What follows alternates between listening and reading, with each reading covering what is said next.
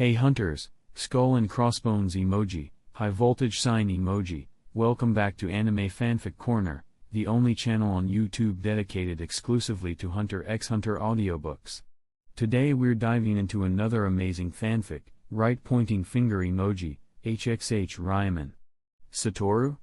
Left pointing finger emoji, big shout out to the original author, their info's in the description, so definitely show them some love. Blue heart emoji, quick heads up, I do intros, outros, and a few quick breaks now, just to keep things lively, and survive the Hunter Association's boring rules, triumphant face emoji. Plus, I actually post memes, polls, and lore in the community tab, not just endless sub begging like some audiobook bots, embarrassed smiley face emoji. If you love HxH chaos, say hi in the comments, hit like, and officially become a hunter, brain emoji. Alright, let's dive into today's madness. Peace. Love y'all, headphone emoji, blue heart emoji. Chapter 1. In the sky above, airships often hover, dumping loads of discarded items, or rather, garbage. The sky is a dull, suffocating gray, shrouded by a veil of smog with no trace of blue. Trucks rumble past regularly, hauling mountains of waste. Trash piles up like hills, where vultures circle low, feasting on decay. The air reeks of rot, thick and oppressive enough to sour one's mood. Around the heaps, people in protective suits and gas masks patrol the area, while others, clad in makeshift gear, lurk nearby, watching for opportunities. Atop one of these mounds sits a young boy. He wears no protective gear, just a white hoodie and black shorts, paired with white socks and sneakers. His hair is snow white, his eyelashes pale, and his eyes a striking shade of blue, like clear skies untouched by pollution. One might think of the word angel at first glance, if not for the eerie black markings snaking from his face across his body. His white hoodie is stained with a large blood patch, a clear warning that danger clings to him. Is my self-made character really that bad? The boy mutters, holding a worm-eaten red apple, hesitating as though deciding whether to bite into it. It's just a cosplay, like Satoru Gojo after swallowing one of Sukuna's fingers, right? I just introduced myself as Ryomen Gojo or Gojo Sukuna. That's all, he continues, voice dwindling into a sigh. Though, in the manga, Gojo gets killed by Sukuna. In such a careless, clownish way, like they just killed him off for drama's sake. Even though this setup might have been a bit much, even as a joke. But stabbing? That was over the line. It hurt like hell. The boy touches his chest, where his hoodie is torn and soaked with blood. Not long ago, a knife had been embedded there. His name is Seer Takakura, and he had just undergone the first major trial of a high-pressure life, though not the National College entrance exam. For most, that exam is the ultimate life event. But for Seer, it was already far behind him. Despite his age, he's a well-known cosplayer with a strong social media following. Between TikTok and Instagram, he has over 1 million followers, financially independent at an age most people are still studying for midterms. In the anime community, his fans call him sensei. Sometimes, he even invents original character concepts. Due to his youthful appearance and small stature, he typically cosplays child versions of characters, aside from those already canonically young. He's done male versions of characters like Hinamori Amu, Ihibara, Ran Mori, and Ramen Ram. He's also portrayed young versions of Shuichi Akai, Jin, Bourbon, Osamu Dazai. More mainstream ones include Megumi Fushiguro, Elementary Version, Choya Nakahara, Killua Zoldyck, and young Satoru Gojo. At a recent anime convention, inspired by the latest Jujutsu Kaisen developments, he'd let his chaotic side take over and created an original fusion character. A young Satoru Gojo who swallowed Sukuna's fingers. The concept? Only the strongest could imprison the strongest. So Gojo, in a display of pride and arrogance, uses himself as a vessel to seal away Ryomen Sukuna. The ultimate strong times strong, peak overpowered. As for logic? Who needs it? The manga is already insane, his version just added another layer of absurdity. He donned Gojo's signature tracksuit, covered his face and body with Sukuna's markings, and set off for the con. At first, the shocked stares, wide-eyed and confused, didn't bother him. Conventions are full of oddballs, and plenty of people even lined up to take pictures with him. Besides, this was cosplay. Who cared what others thought? Every anime fan's got a little madness in them. Then, out of nowhere, a deranged man with a wild look in his eyes rushed him and stabbed him straight through the chest. Even as he died, Seer couldn't understand why he was targeted. Random violence? A psychotic attack? The next time he opened his eyes, he was floating. A voice calling itself the Fun System spoke to him. Welcome to the world of Jujutsu Kaisen. Please convince everyone here that your character setup truly makes you the Satoru Gojo of another world. Our motto is, add a little fun to life. Then, he plummeted into a pile of trash. Error detected, world positioning drop point incorrect. So, where am I now? Seer asked calmly, his head emerging from the heap. As an experienced anime fan, he immediately recognized the familiar setup, transmigrating to another world, system binding after death, classic isekai formula. Current location: Meteor City, in the Hunter x Hunter world. The voice lowered ominously. Main mission changing. Please maximize your compatibility with the character. Language pack loaded. Please survive until the system gathers enough energy to transfer you to another world. Current world danger level, extremely high. Meteor City. Shit. Seer frowned. Hunter x Hunter, huh? He knew it well. The home of the Phantom Troop, the Spiders. He was all too familiar with it. Meteor City was a massive junkyard in the Hunter universe. Survival here was brutal, even in fanfiction. And him? A boy who had never done manual labor, never fought a real fight, always relied on law enforcement when things went south. How was he supposed to survive until the system gathered enough energy? He probably wouldn't even make it through the night. I'm gonna be the fastest dead transmigrator ever. He closed his eyes, accepting his fate on top of the trash pile. Life was just a game, and changing worlds. Just loading into a different level. Dying again didn't seem so bad. That was his mindset. Until a pair of hands dragged him out of the heap. He didn't know where they planned to take him. What does he want? Seer asked the system, confused. This is Meteor City, the system reminded him. Oh. Right. Seer's eyes narrowed. According to what he'd read, Meteor City residents were often brutal and pragmatic.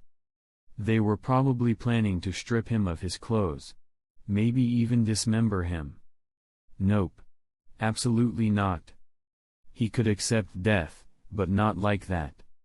System, I want newbie protection. He tried to access the system mentally. Please raise your character compatibility. With each level gained, you'll unlock more of the character's abilities. So, should I increase compatibility with Satoru Gojo or Ryomen Sukuna? Seer muttered, unfazed. Even now, his expression was light, even playful. He really should have thought twice about inventing a fusion character. Now it was a hassle figuring out how to grow compatibility. Originally, the system had intended to drop him into the Jujutsu Kaisen world to mess things up using his hybrid setup and blow the other characters' minds. But something went wrong. Now he was stuck in Hunter x Hunter. Host must simultaneously increase compatibility with both characters, the system clarified. As the crowd of scavengers surrounded him, preparing to rob and butcher him, Seer concentrated. He could feel a strange energy coursing through his body. Could this be Gojo's or Sukuna's power? It felt small, though. If it were truly from them, it should be overwhelming. But ever since he'd arrived, the world around him looked different, like he was seeing thermal imagery. Auras radiated from people's heads. He could even analyze the composition and structure of the garbage around him. That had to be the six eyes.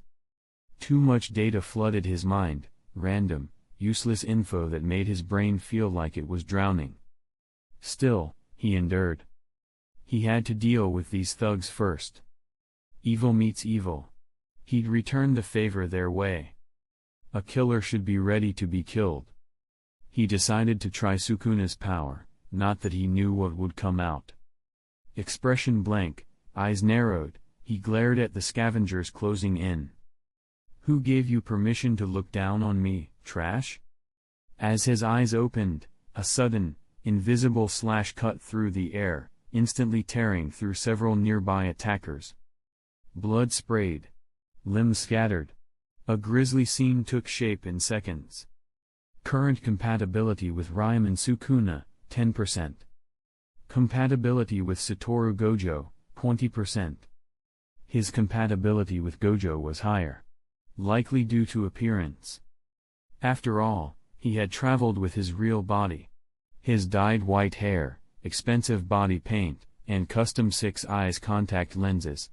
Except now, there were no black roots. No painted on white. No lenses. It was all real. The Sukuna compatibility likely came from the curse marks he had drawn on himself. But the six eyes were clearly more taxing than he'd anticipated. In Gojo's world, the six eyes granted a passive 360-degree field of vision, the ability to perceive cursed energy, and now, apparently, Nen as well. But Seer's nose had started bleeding. He wiped it, only for more blood to trickle out. Even a natural sorcerer like Gojo wore sunglasses to dull the burden of his vision. Seer was just a regular person. Was his brain crying out in protest?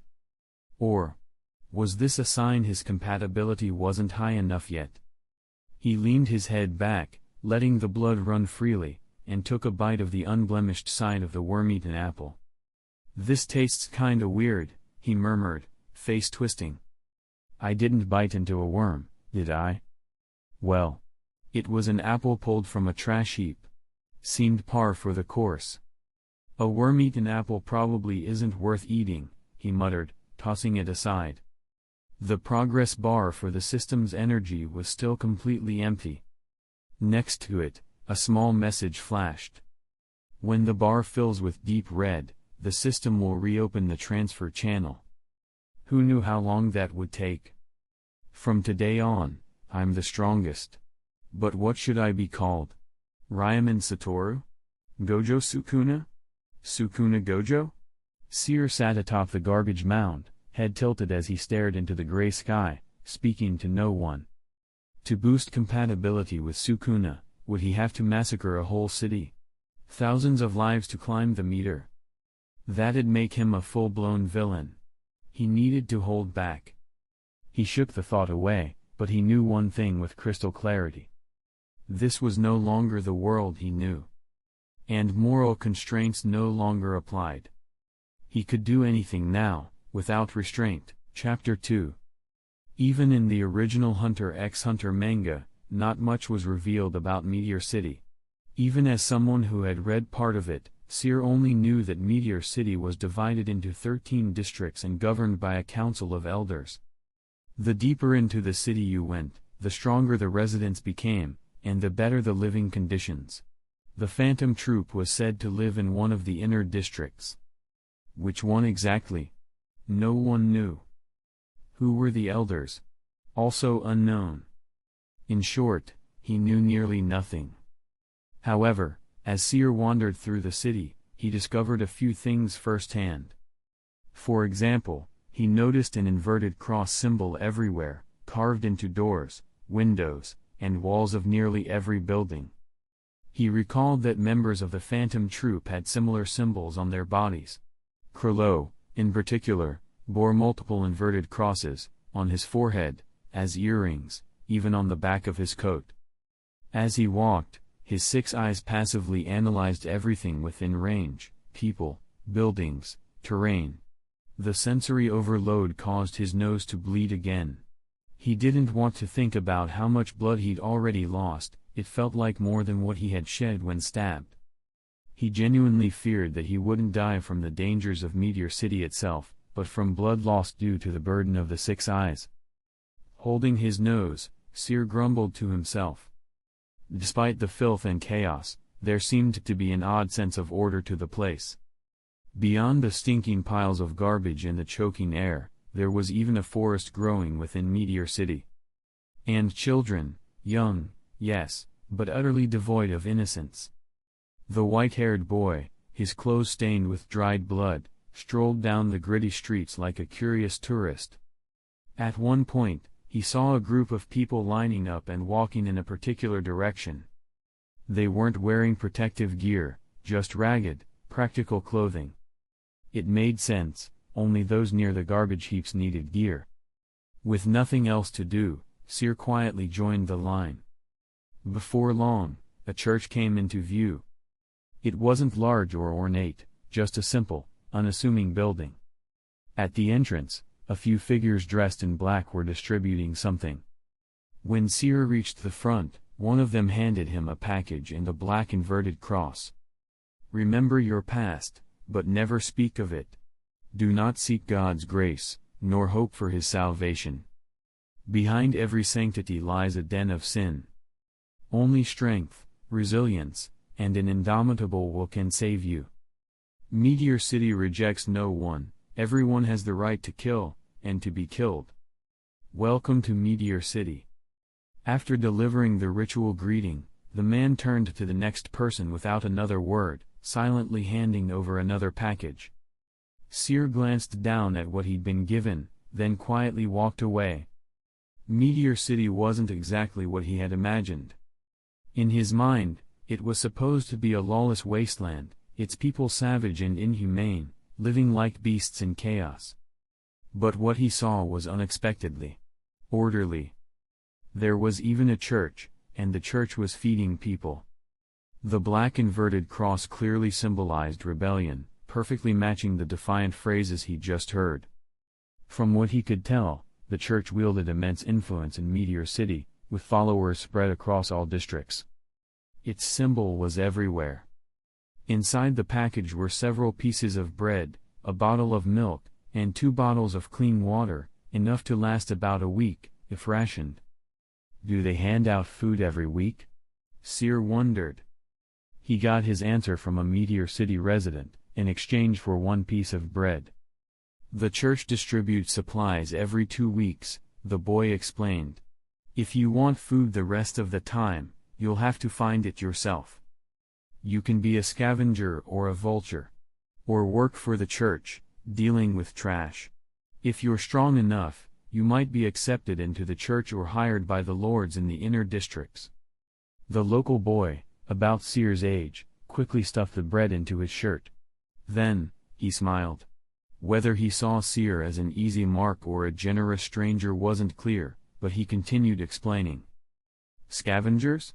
Seer asked. And vultures? Scavengers dig through the trash to find things they can sell, anything still usable. Vultures. The boy's gaze hardened, go after people instead. Apparently, even in Meteor City, vultures were scorned. So the people who had tried to strip and kill him earlier were probably vultures, and he'd been their next meal. Seer processed this with a calm look, though a trace of disdain curled his lips. As his friends used to say, he had a punchable face. What district is this? He asked. District 13, the boy replied. The outermost zone, the one with the most garbage and the least order. You must be new here. If you're strong, you'd better leave quick. Otherwise. The boy eyed him up and down. A lot of kids go missing around here every year. Seer looked out of place. His clothes, while bloodstained, were clean. He was unusually neat, and strikingly handsome. How do I leave Meteor City? He asked. No clue. The boy shrugged. Someone like me wouldn't know. But the people in the inner districts might. So how do I get to the inner districts? Prove you have the strength to survive there, and fight your way up. The boy pointed down a street with a serious expression. Got it. Seer, the white-haired, blue-eyed boy marked with dark curse patterns, nodded with an easy grin. He started walking in the direction the boy had pointed, his pace casual, his hands in his pockets. System, he asked internally, in terms of power, where do I stand in the HxH world? No reference found. The host is advised to figure it out independently, the system replied with its usual robotic indifference. Bruh. Seer deadpanned, then dropped it. Well, whatever. He decided to forgive the system, after all, it had saved him from dying. Let's see what I've got unlocked so far. 6 eyes, dismantle, blue. All 3 were combat capable. 2, 6 eyes in blue, came from Satoru Gojo. 6 eyes was a passive technique, it constantly analyzed everything around him with perfect clarity. Blue was a powerful offensive ability Gojo frequently used, creating an implosive gravitational force centered on the user by manipulating space through the technique Infinity. Dismantle, on the other hand, belonged to Ryomen Sukuna, an invisible, slicing attack. My attack power's solid, but where's cursed technique reversal? That's what I really need. How the hell am I supposed to fight without a healing ability? Seer groaned, annoyed at the system's silence. Cursed Technique Reversal, or RCT, was Gojo's healing ability, a self-regenerating skill that kept him alive even in brutal conditions. Infinity was Gojo's defensive technique, a spatial barrier that slowed anything approaching him to a crawl using attraction and repulsion mechanics. Blue functioned by creating a vacuum using Infinity. So I can't use Infinity, but I can use Blue. That doesn't make any sense. A sorcerer's abilities are typically rooted in their innate technique. Without Infinity, Blue should be impossible, and yet here he was, using it. Then again, getting isekai'd by a talking system wasn't exactly logical to begin with. And a fusion of Gojo and Sukuna? That was peak illogical. Seer's whole existence was absurd. Still, if Blue gives me high-speed movement or teleportation, it's worth trying. He pondered how to apply it. Target locked, direction confirmed, space compressed. Like launching a cannonball, find the direction, then release. In a flash, Seer vanished. A heartbeat later, he slammed into a wall. The wall crumbled, collapsing on top of him in a plume of dust and debris. I forgot Blue needs a clear path. Ow. He dragged himself out from under the rubble, bleeding from a head wound, his body scraped and bruised, clothes further stained with blood. Using Blue without knowing how to buffer the impact was like launching a truck at full speed into a brick wall. The building collapsed, but so did the truck. That truck being him. He hadn't used cursed energy to reinforce his body, rookie mistake. If he had, he wouldn't look like roadkill. Luckily, his body was abnormally resilient. Still, he looked like hell. The explosion drew attention. Residents emerged from nearby buildings, staring in silence at the wreckage and the bloodied boy who caused it. What are you looking at, trash? Seer muttered, hands in his pockets. Blood still trickled down his face. But his tone was dismissive, even arrogant, full of provocation. Chapter 3. None of the onlookers moved. The white-haired, blue-eyed boy, marked with black curse lines across his face, ignored them and reached toward the rubble. Dismantle. The invisible slash tore through the debris, instantly reducing it to splinters and exposing the people trapped beneath. His 6 eyes registered that 3 people had been living in the home he'd crashed into, meaning he'd not only destroyed someone's house but also injured its occupants. Satoru Gojo's reverse cursed technique, RCT, could only heal himself, while Ryomen Sukuna's version could be used on others. But Seer currently had no access to RCT at all. In other words, he couldn't heal anyone. Raised in a relatively peaceful and orderly world, Seer felt a twinge of discomfort at this realization. If it were Sukuna, he wouldn't have cared in the slightest. And young Gojo? He was indifferent, probably didn't even have the word apology in his vocabulary. As for Seer himself, thanks to a relatively good upbringing, he had at least some sense of morality. What do you want? Consider it compensation for the house, the white-haired, blue-eyed boy said coolly to the injured family, his tone aloof and tinged with superiority despite the offer. The mother and her children stared at the space where their home used to be, their eyes fierce and wounded, like cornered wolves. In Meteor City, nothing is refused, but equally, nothing can be taken by force. Had he, in a sense, taken their home? The thought briefly crossed Seer's mind. But the family seemed to realize that expressing hostility might only provoke death. The rage in their eyes faded, and the mother spoke up.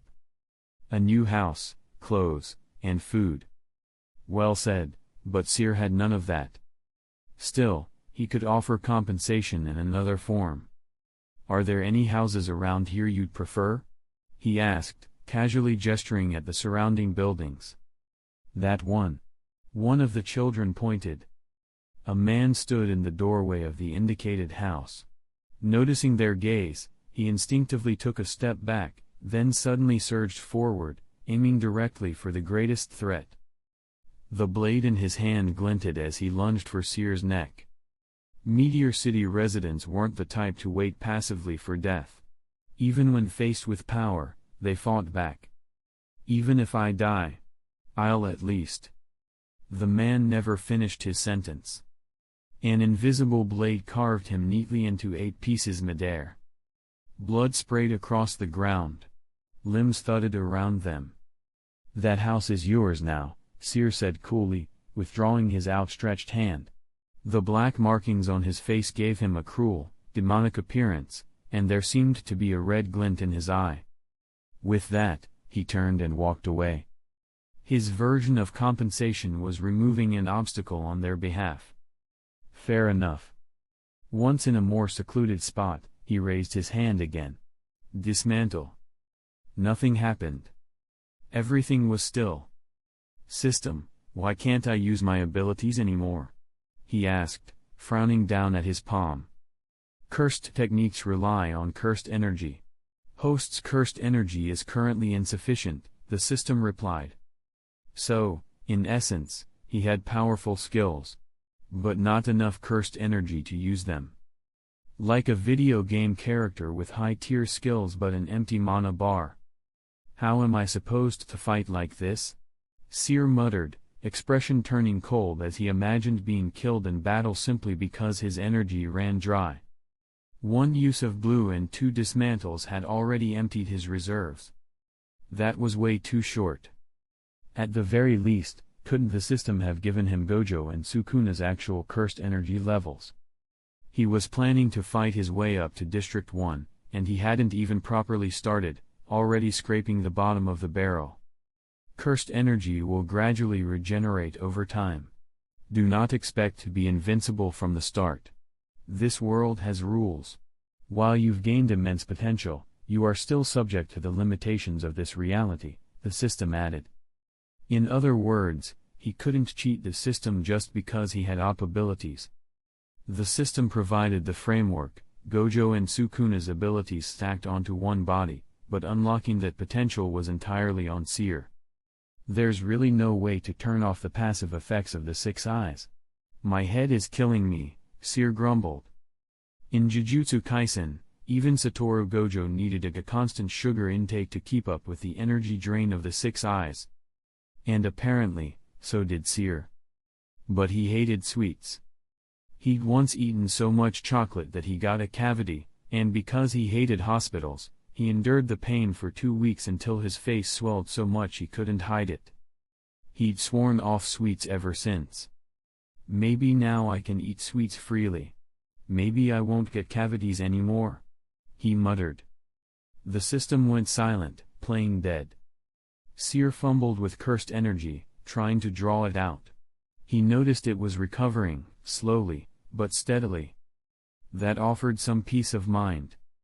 Until his 6 eyes picked up multiple figures approaching stealthily from different directions. And his cursed energy still hadn't recovered enough. Even so, he couldn't let his composure break. Afraid to show yourselves? Trash. The white-haired boy stood alone in the clearing, head lowered, addressing no one in particular. Ha! He let out a mocking breath, then disappeared. Dismantle. His voice echoed, but his body was nowhere to be seen. Screams erupted as several hidden figures were forced out into the open, just in time to die. You killed our vultures. We won't let you get away with this. One of them cried in his final breath. The attacker is an ability user.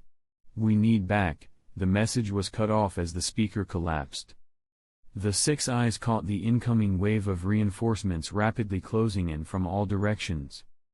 And what little cursed energy he'd recovered had already been spent. If he stayed, he'd be surrounded and overwhelmed. Hey, catch me if you can, Seer said with a smirk, throwing out a taunt before taking off. To him, it wasn't a life or death chase. It was a game. He darted through the streets, his 6 eyes always locking onto the most efficient escape route at the last second. Eventually, he spotted a massive gate ahead, guarded by a few men. There wasn't much traffic, a rare moment of quiet. During the chase, his cursed energy had recovered just enough. He raised his hand. Blue. The gate exploded. As the guards reeled in horror, he sprinted through the wreckage. District 12 was slightly different from District 13, not much cleaner, but noticeably quieter, with mostly children around. Almost all of them appeared to be under 8 years old. Ah! Once they turn 8, they must be sent to District 13, Seer deduced, based on the clues picked up by his 6 eyes. His stamina had clearly been enhanced. Despite running non-stop, he wasn't winded in the slightest, definitely beyond what his original body was capable of. Once he located the gate to the next district, he bolted for it. But before he arrived, he noticed several guards waiting. They'd already been informed. Apparently, Meteor City's communication systems worked far better than he expected. Still running, Seer raised his hand once more. Blue. Another explosion. The gate shattered into rubble. Even with their preparations, they couldn't stop him. This recharge rate is ridiculous, Seer sighed as he passed through. If his cursed energy pool were longer, he wouldn't need to stall for time or run around. He could fight directly. Unless he ran into someone really powerful, he had no fear. He didn't enjoy running. But watching them fail to catch him? That was actually kind of fun. Chapter 4. After blasting open the gate to District 11, Seer was immediately met with a barrage of gunfire. Thanks to the 6 eyes, he could detect traces of aura and quickly realized that most of the people behind the gate lacked Nen abilities. A few had it, but they weren't particularly strong. However, every one of them was armed. If he had unlocked Infinity, Seer wouldn't be concerned in the slightest. With Infinity active, not a single bullet could touch him. But he hadn't gained either Infinity or Reverse Cursed technique yet. So he had to dodge, carefully. Too many hits, and he was dead. Good. This makes it more fun. I don't like boring games, the white-haired, blue-eyed boy said with a wild grin, the black markings across his face lending him a wicked aura. The 6 eyes let him see every trajectory, every angle, every threat. He wove through the hail of bullets unscathed, his movements sharp and elegant. At first, dodging felt like a game. But after a while, the novelty wore off. It was repetitive, tedious. He didn't want to dodge forever. 2 choices remained, take the bullets or eliminate the shooters. But he needed to wait just a little longer. His cursed energy was almost fully recharged. With inhuman speed, the white-haired figure danced through the gunfire. Thanks to the 6 Eyes' 360-degree vision, he avoided even the shots coming from behind. A truly useful set of eyes.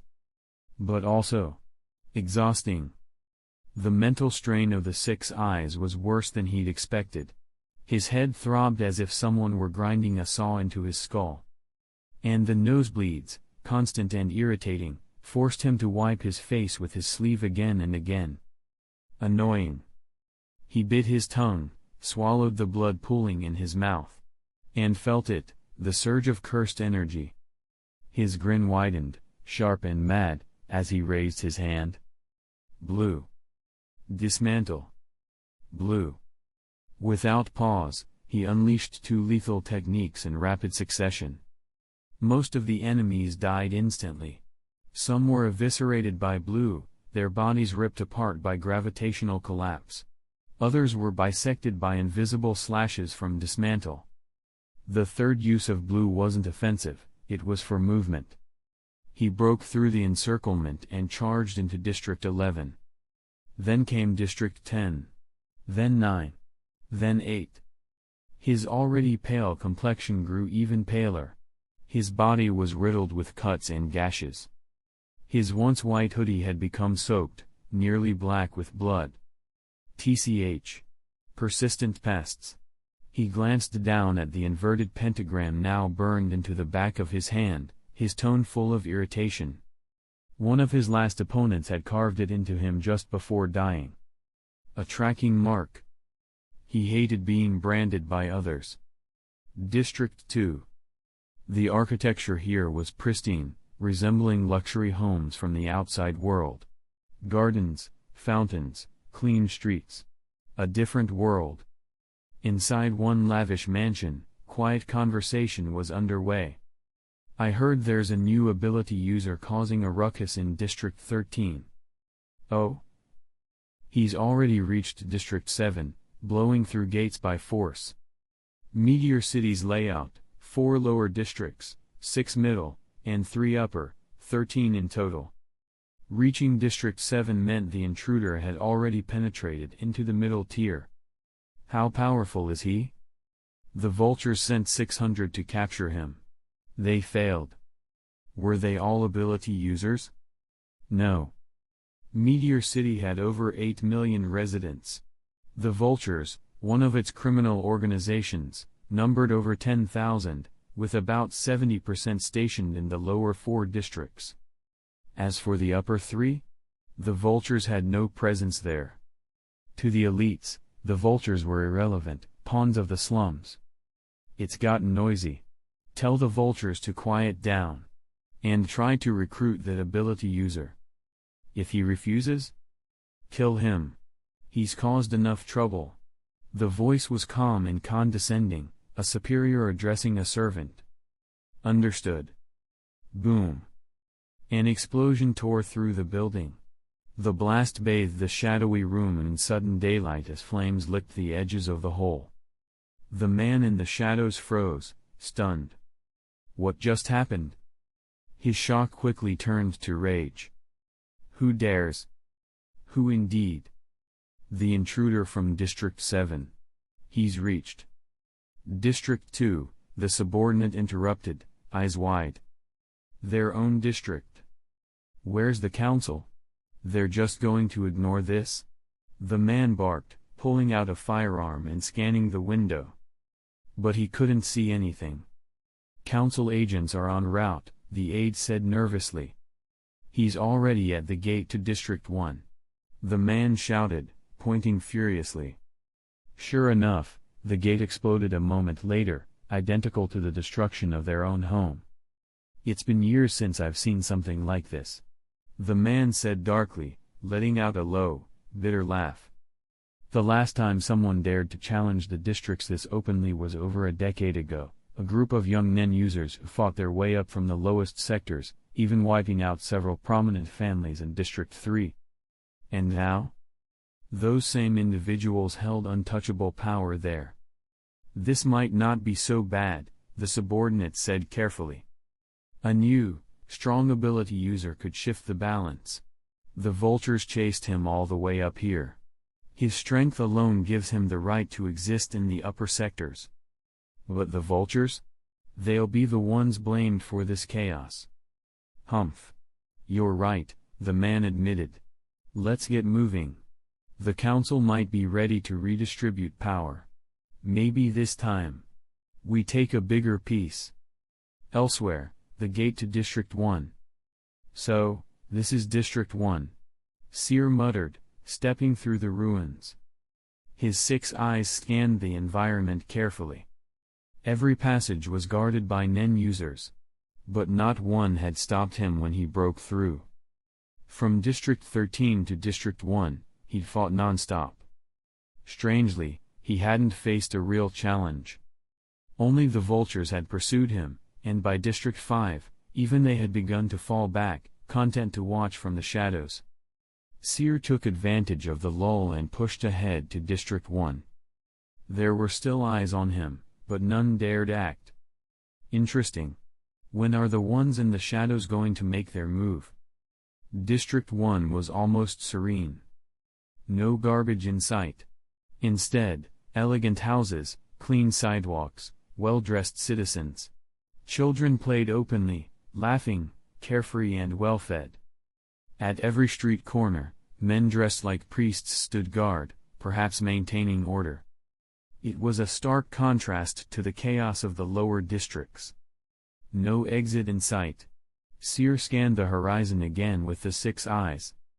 He stopped, standing still, letting the watchers think he was vulnerable. Then, deliberately, he let blood drip from his nose, as if overexerted. Feigning weakness, he stepped into a narrow alley, wiping at his face as though afraid of being seen. And right on cue, a shadow fell over him. Figures appeared at both ends of the alley. Tired of running, kid? You killed our people. Now it's your turn. The attackers were massive, built like tanks, probably enhancers. Not interested in being killed by trash, Seer said flatly, wiping the blood from his cheek. Blue. All his remaining cursed energy surged into a single blast. Boom.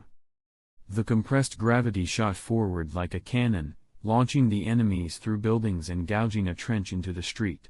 Some tumbled so far they slammed into the base of a distant church. When Seer walked out of the alley, he was alone again. Maybe I should ask someone about the exit, he muttered, almost jokingly. He could still feel eyes on him. You won't find it, said a deep voice behind him. The exit isn't out in the open. Seer turned. A man materialized from thin air, either a teleportation or stealth-based ability. Finally showing yourself, Seer said coolly, his eyes sharp and calculating. He'd sensed the man since District 6. Of course, it wasn't just this one. I figured you noticed me. The man had blonde hair, green eyes, and wore a black robe embroidered with an inverted cross, the garb of a priest. Thanks to you, I got to enjoy quite the performance. He clapped slowly, a smirk on his face. Definitely not a vulture. If he were, he'd have attacked alongside the others. So, one of the other powers in Meteor City. Apparently, Seer's little rampage had gotten the attention of everyone that mattered. The white-haired boy's gaze darkened. Want to know how to leave? The man began, but Seer was already bored. He lifted a finger and made a slicing motion. There was no dramatic sound, no blood spray.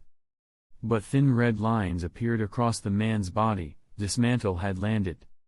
He wasn't torn apart, but the shallow cuts bled steadily. Seer hadn't broken through. The man had layered himself in 10, the defensive application of Nen. His aura was thick, constant. So you're a proper Nen user, Seer said, observing the damage. At my current output, I can't slice through your defense. But I can break it. The wounds refused to clot. Something corrosive lingered in the slashes, Dismantle's residual effect. Impatient, aren't you? The priest muttered, eyeing his wounds. You don't even understand what you're doing. And still, you managed to wound me. He could feel the invisible blade carving at him with each movement, yet he couldn't see or comprehend the method. Looks like you're someone important, Seer said, studying him with the 6 eyes. The system had detected aura earlier but dismissed it as background noise. Most humans had aura, even if they couldn't use Nen, their leakage explained their lower lifespans. But this man was different. A real user. Likely a manipulator. In fact, Seer suspected the body standing before him wasn't even the real one, just a puppet, remotely controlled. Come with me to the church, the man offered. We can talk there. Then, he vanished, aura and all, as if he'd never been there. Another Nen trick. A powerful one. Seer stood still, gazing out toward the horizon. In the distance, the church loomed, the tallest building in District 1. Elegant. Intimidating. A place worthy of answers. Chapter 5. Drip. Drip. Dark red blood fell to the floor. A nosebleed. Here we go again, Seer muttered, sounding more bored than annoyed, wiping it away with his sleeve. Chased while bleeding. Using cursed techniques at every opportunity. His cursed energy never fully recharged, each time a bit came back, it was instantly spent. Especially after that last use of blue. Now, once again, he was running on empty. Rather than rushing to the church, he walked leisurely, letting his cursed energy refill as he went. Turtle-paced. By the time he finally reached the church, slowly, but without interruption, he saw a few battered figures limping out the front entrance. They were the ones he had blasted with blue earlier. Though their clothes were in tatters, their limbs remained intact. A thick, visible aura surrounded them, like armor, typical of enhancement-type Nen users. Their physical resilience had allowed them to survive. Clearly, Seer's current level of cursed energy, and by extension, his destructive power, was still limited. When the group saw him, their eyes burned with rage, but near the church, they didn't dare make a move. Supporting each other, they left, silently seething. Seer ignored them and strolled into the church, casually sinking into one of the seats.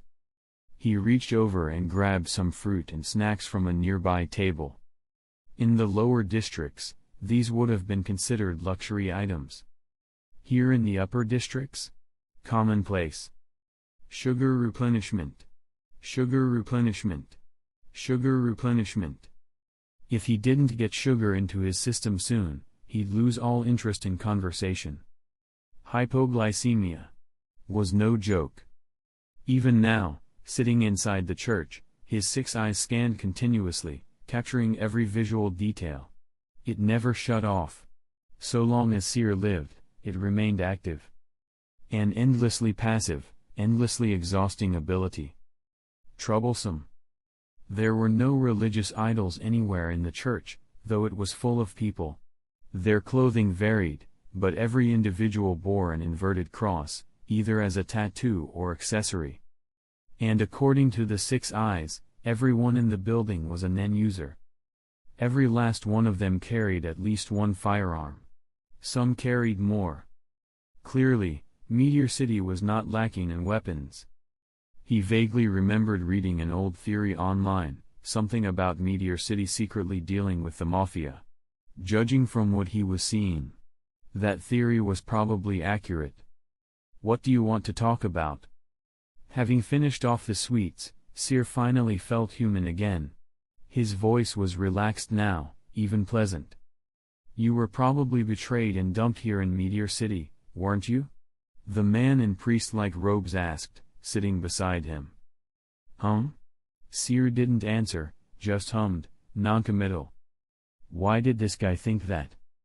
You were injured and dropped into Meteor City by a garbage-transporting airship, same as the trash, the man explained calmly. Judging by your appearance. Was it a power struggle in your family? Or is this city your trial ground? He observed Seer closely. So young. Arrogant. Strong-willed. incredibly powerful, and beautiful. Cold, unapproachable features. Stark white hair. Black curse markings like tattoos, creeping along pale skin. And those eyes, they sparkled like cut sapphires, rivaling even the scarlet eyes of legend. A boy like this had to come from an elite lineage. Some families sent their children into brutal training environments, and Meteor City was one such place. To people like them, the city was nothing more than a proving ground. Take the Zolks, for example, infamous assassins. They had a habit of sending their children to Meteor City to sharpen their blades. To men like Pampas, the best approach to people like Seer was simple. Don't get in their way. Did I give you permission to ask questions? Seer replied coldly, his smirk faint and unbothered. The black markings on his skin shifted subtly with his breath, alive, almost. Yup. He had a temper. I was just thinking out loud, the man replied with practiced ease. He'd met plenty worse, twisted personalities were common here. Meteor City doesn't care why you're here. But this is our home. Even if you're an outsider, remember that. As compensation for crashing through multiple gates, destroying property, even damaging the church entrance. The man's gaze swept over Seer, as if evaluating him. There was nothing of material value on the boy. But the most valuable thing? The boy himself. His power. His body. His eyes. You've been marked by the Vulture Gang's Nen ability. His gaze fell to the inverted pentagram still etched into Seer's hand. As long as that mark exists, they can track you. The church can remove it. But in exchange, you'll need to stay in Meteor City for 1 year, and perform tasks for us during that time.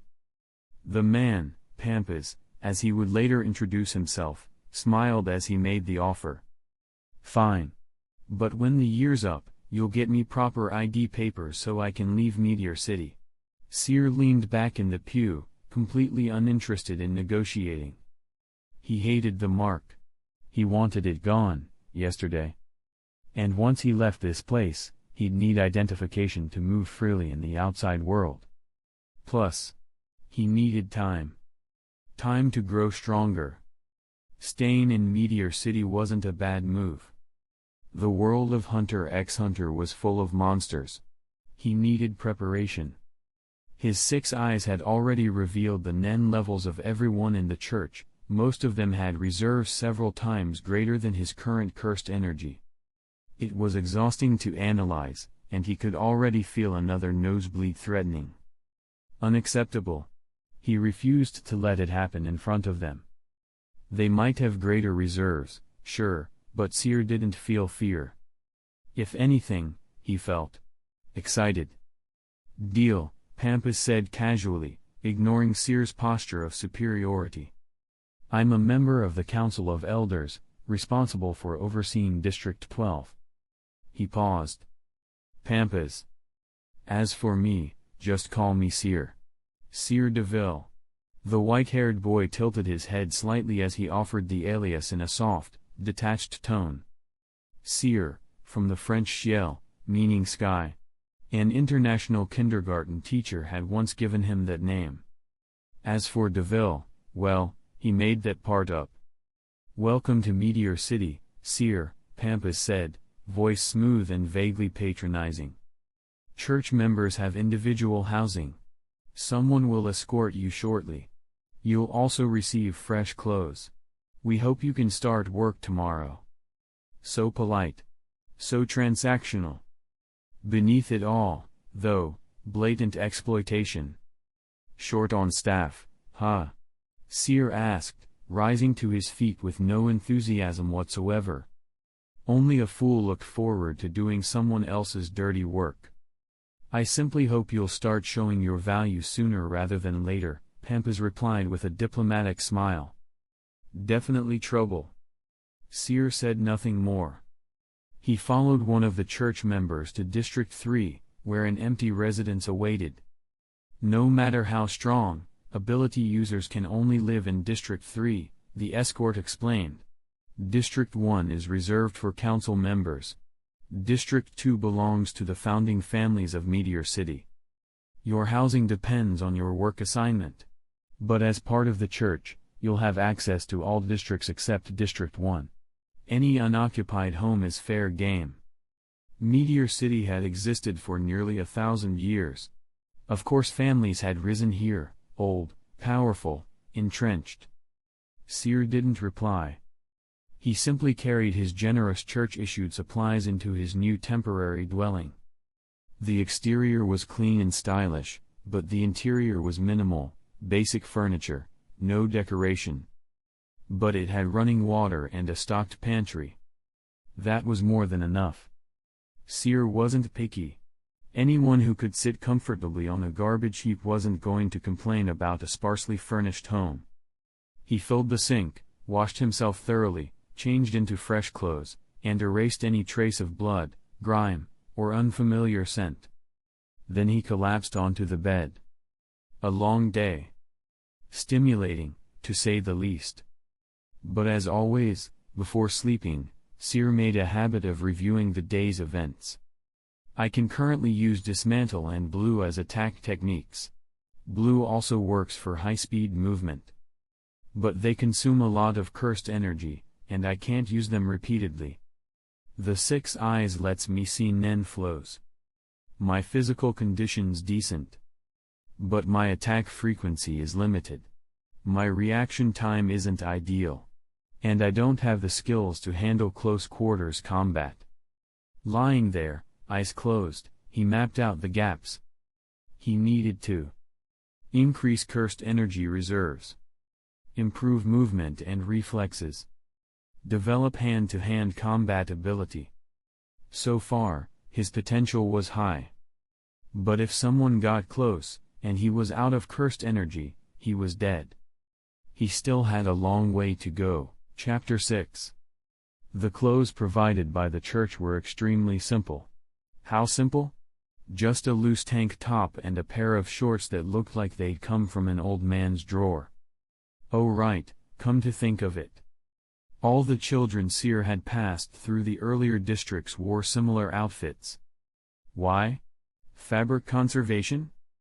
Seer, dressed in the tank top, walked slowly to work with his eyes closed. Even though a full night's rest had fully restored his cursed energy and he could easily use Blue to travel. Who would waste energy on commuting? The V-neck tank top exposed the black markings on his neck and arms, harsh and sharp against his pale, snow-white skin, giving him an eerie and almost dangerously beautiful aura. His destination, the church in District 12, under the management of Pampas. It was a sizable structure with plenty of staff. Aside from the clergy, the only residents were children under 8 years old. A man in priestly robes, looking to be around 30 with a muscular frame, brown hair, and brown eyes, greeted him kindly. "I'm Sid, priest of District 12. These kids were all abandoned in Meteor City, most of them left behind at birth. You'll understand more once you get started. We begin training them young. Once they turn 8, they're no longer allowed to stay in District 12 and are sent to District 13. The children here came from every background, black hair, red, blonde, brown, all ethnicities represented. Meteor City wasn't just a dumping ground. It was also a massive orphanage for the world's unwanted. Your job at the church involves managing garbage. But garbage comes in many forms." At the mention of garbage, Sid's expression darkened. His tone shifted, suddenly dangerous. Clearly, this was more than a sanitation gig. "We also patrol the western outskirts of Meteor City. If we find an abandoned infant that's still breathing, we bring it back. As for the ones over 8, they're expected to survive on their own." He said it without a trace of hesitation, like it was natural. Meanwhile, Seer sat on one of the church tables, swinging his legs lazily, sipping a bottle of milk. It was part of District 12's special provisions for the children. "So the church takes care of these kids for free until they're 8? Seer's tone was ambiguous. In his original image of Meteor City, he imagined children as ruthless and savage, willing to kill for a scrap of bread by the age of 5. But in reality? The kids here played together, laughed together. Just like children anywhere else. This rule's only been around for about a decade. My generation didn't have it so good, Sid said with a twinge of nostalgia, or maybe envy. A certain group negotiated with the council, which resulted in the founding of District 12. Originally, there was only one area here. After their involvement, the intersection became District 12. The outer edge became District 13. He sounded like he held that group in high regard. Well, what a charitable bunch, Seer said dryly, grabbing another bottle of milk. That's actually meant for the kids. Sid replied, clearly conflicted. Still, the boy was young, he let it go. Just don't drink too much, he finally added. Seer didn't answer. He hadn't once looked at the children directly, but his 6 eyes had already scanned all of them. None of them had learned Nen, their aura leaked freely. But their physical strength was impressive. Some had visible muscle even at that age. The boys wore the same tank tops Seer had been given. The girls wore sleeveless tunics with added fabric, but all had the same standard issue black shorts. District 12 included a large open-air training ground. Over 100 priests were stationed across the district, each supervising a group of children. All around him, kids sparred intensely, falling, getting up, continuing without complaint. It was a chaotic sight. A mass of small bodies, all fighting like their lives depended on it. Seer grew bored. I'm going on patrol, he announced, hopping off the table. In the next instant, he was gone. More like slacking off, Sid muttered, chuckling to himself. That white-haired brat wasn't even trying to hide his boredom. Why had Pampas assigned him to District 12? The children, meanwhile, had started sneaking glances at Seer before he vanished. Clearly intrigued by someone close to their own age. What are you staring at? Sid barked. Want to get sent to District 13 on your first day.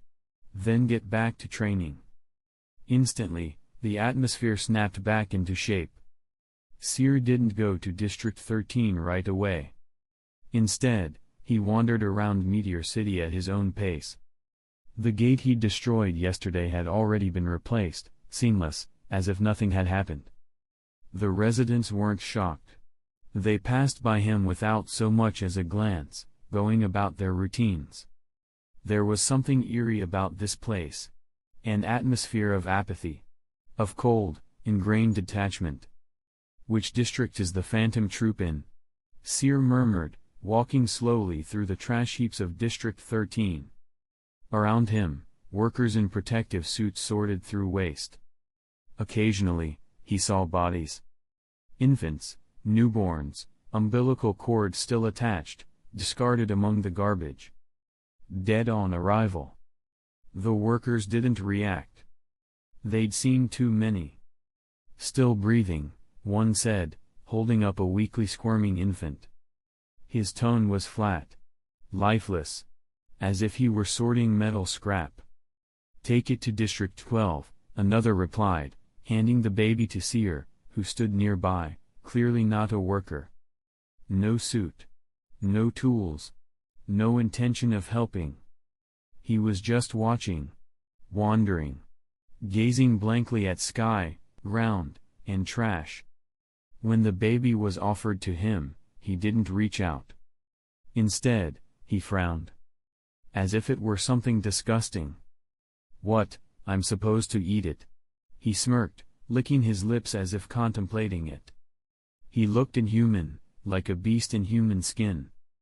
Sukuna had favored the bodies of infants and women, their flesh finer, cleaner, richer. Take it. 2. District 12, the cleaner repeated, more forcefully. Pressure radiated from him, unmistakable. The 6 eyes picked up a dense concentration of aura around the man. So he was a Nen user. No surprise. Church cleaners had to be capable of defending themselves. Most Nen users from Meteor City either worked for the church, or for the outside world's mafia and noble families. Even the Zoldyck family had servants who hailed from here. TCH. Fine. Just this once, since you were with the church, Seer muttered, taking the baby with obvious reluctance. Then, he raised his right hand. Blue. The cleaner was blasted backward like a cannonball, smashing through several trash piles before skidding to a stop. He emerged moments later, clothes shredded, face grim. "I'll kill you," Seer said, low and cold. The black markings on his face deepened, and his icy blue eyes narrowed into slits. Could he really kill the man with his current energy? Probably not. But they didn't know that. All they saw was a ruthless, smiling lunatic who enjoyed asserting power. And scaring people was fun. Congratulations, host. Synchronization with Ryomen Sukuna has increased. Current sync rate, 15%. The system's voice echoed in his mind. Seer's eyes brightened, and his smirk deepened. He was pleased. Chapter 7. The cleaner, now back in his position amid the trash piles, said nothing more and silently resumed his work. There was no anger in his expression, only a quiet acceptance of Meteor City's law of survival. Might makes right. As long as you were strong enough, anything was permitted. Seer strolled slowly back toward District 12, the infant still in his arms. He didn't dare use blue, with his current physical state, even using it alone cost strain. If he activated it while carrying a newborn, the baby would likely be crushed before they made it to the church. "I hate kids," Seer muttered with disgust, glancing at the scrawny, wrinkled creature in his arms that resembled a hairless monkey more than a person. Too small. Too fragile. Even back in his original world, he had avoided holding babies when relatives asked. He'd always refused, mumbling something about hygiene or being too clumsy. Then, as if spotting salvation, his eyes lit up. A group of small children were walking by. He rushed over and, without ceremony, shoved the infant into one of their arms before quickly retracting his hands like he'd touched something infectious. "Take him away." The child, probably 5 or 6, took the baby without hesitation, handling it with surprising ease and care. "Sid. Another baby." The group shouted cheerfully as they ran toward the church, as if this were routine. With the burden off his hands, Seer followed at a leisurely pace.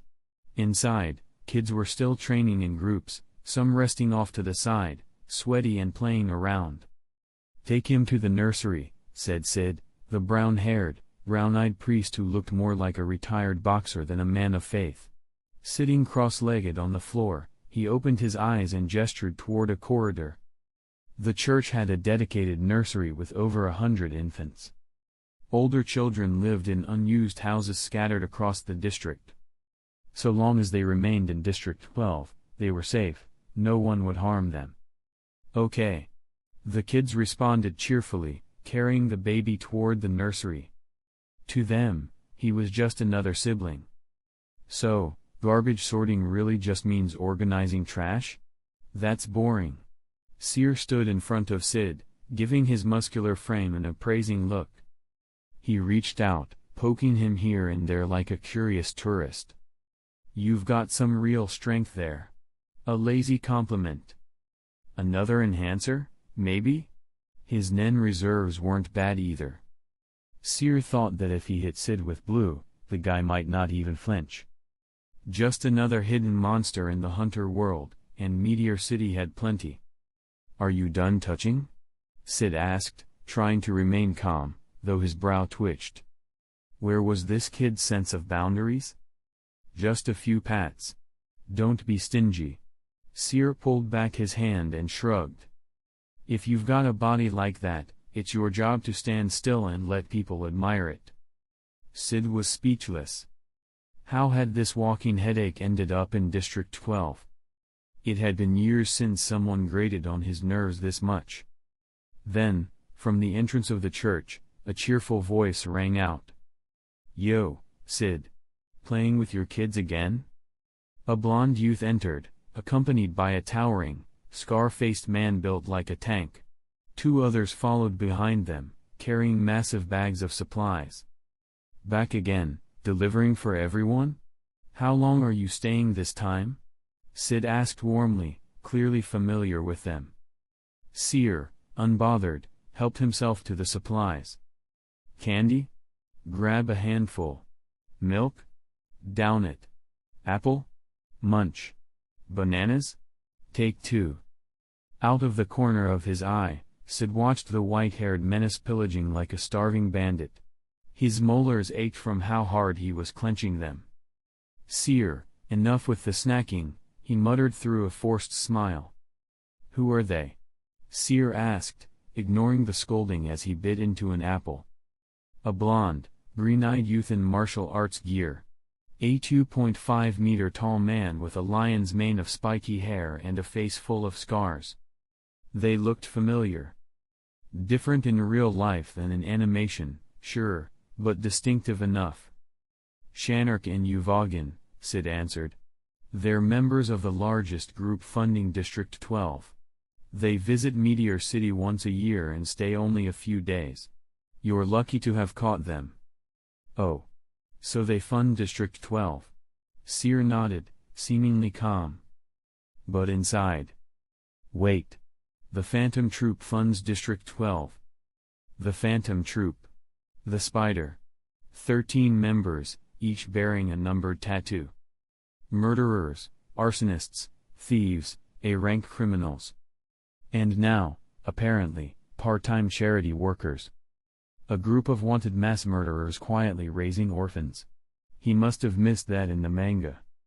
As far as he remembered, Shanark was a manipulator, which likely meant the 2 guys lugging supplies behind him weren't helpers. They were being controlled. So much for volunteering. "And this is?" Shanark's gaze shifted toward Seer. "Seer DeVille. New to the church. Also the one responsible for yesterday's explosion-fueled spectacle," Sid replied flatly, as if the event had been a minor inconvenience. "So young.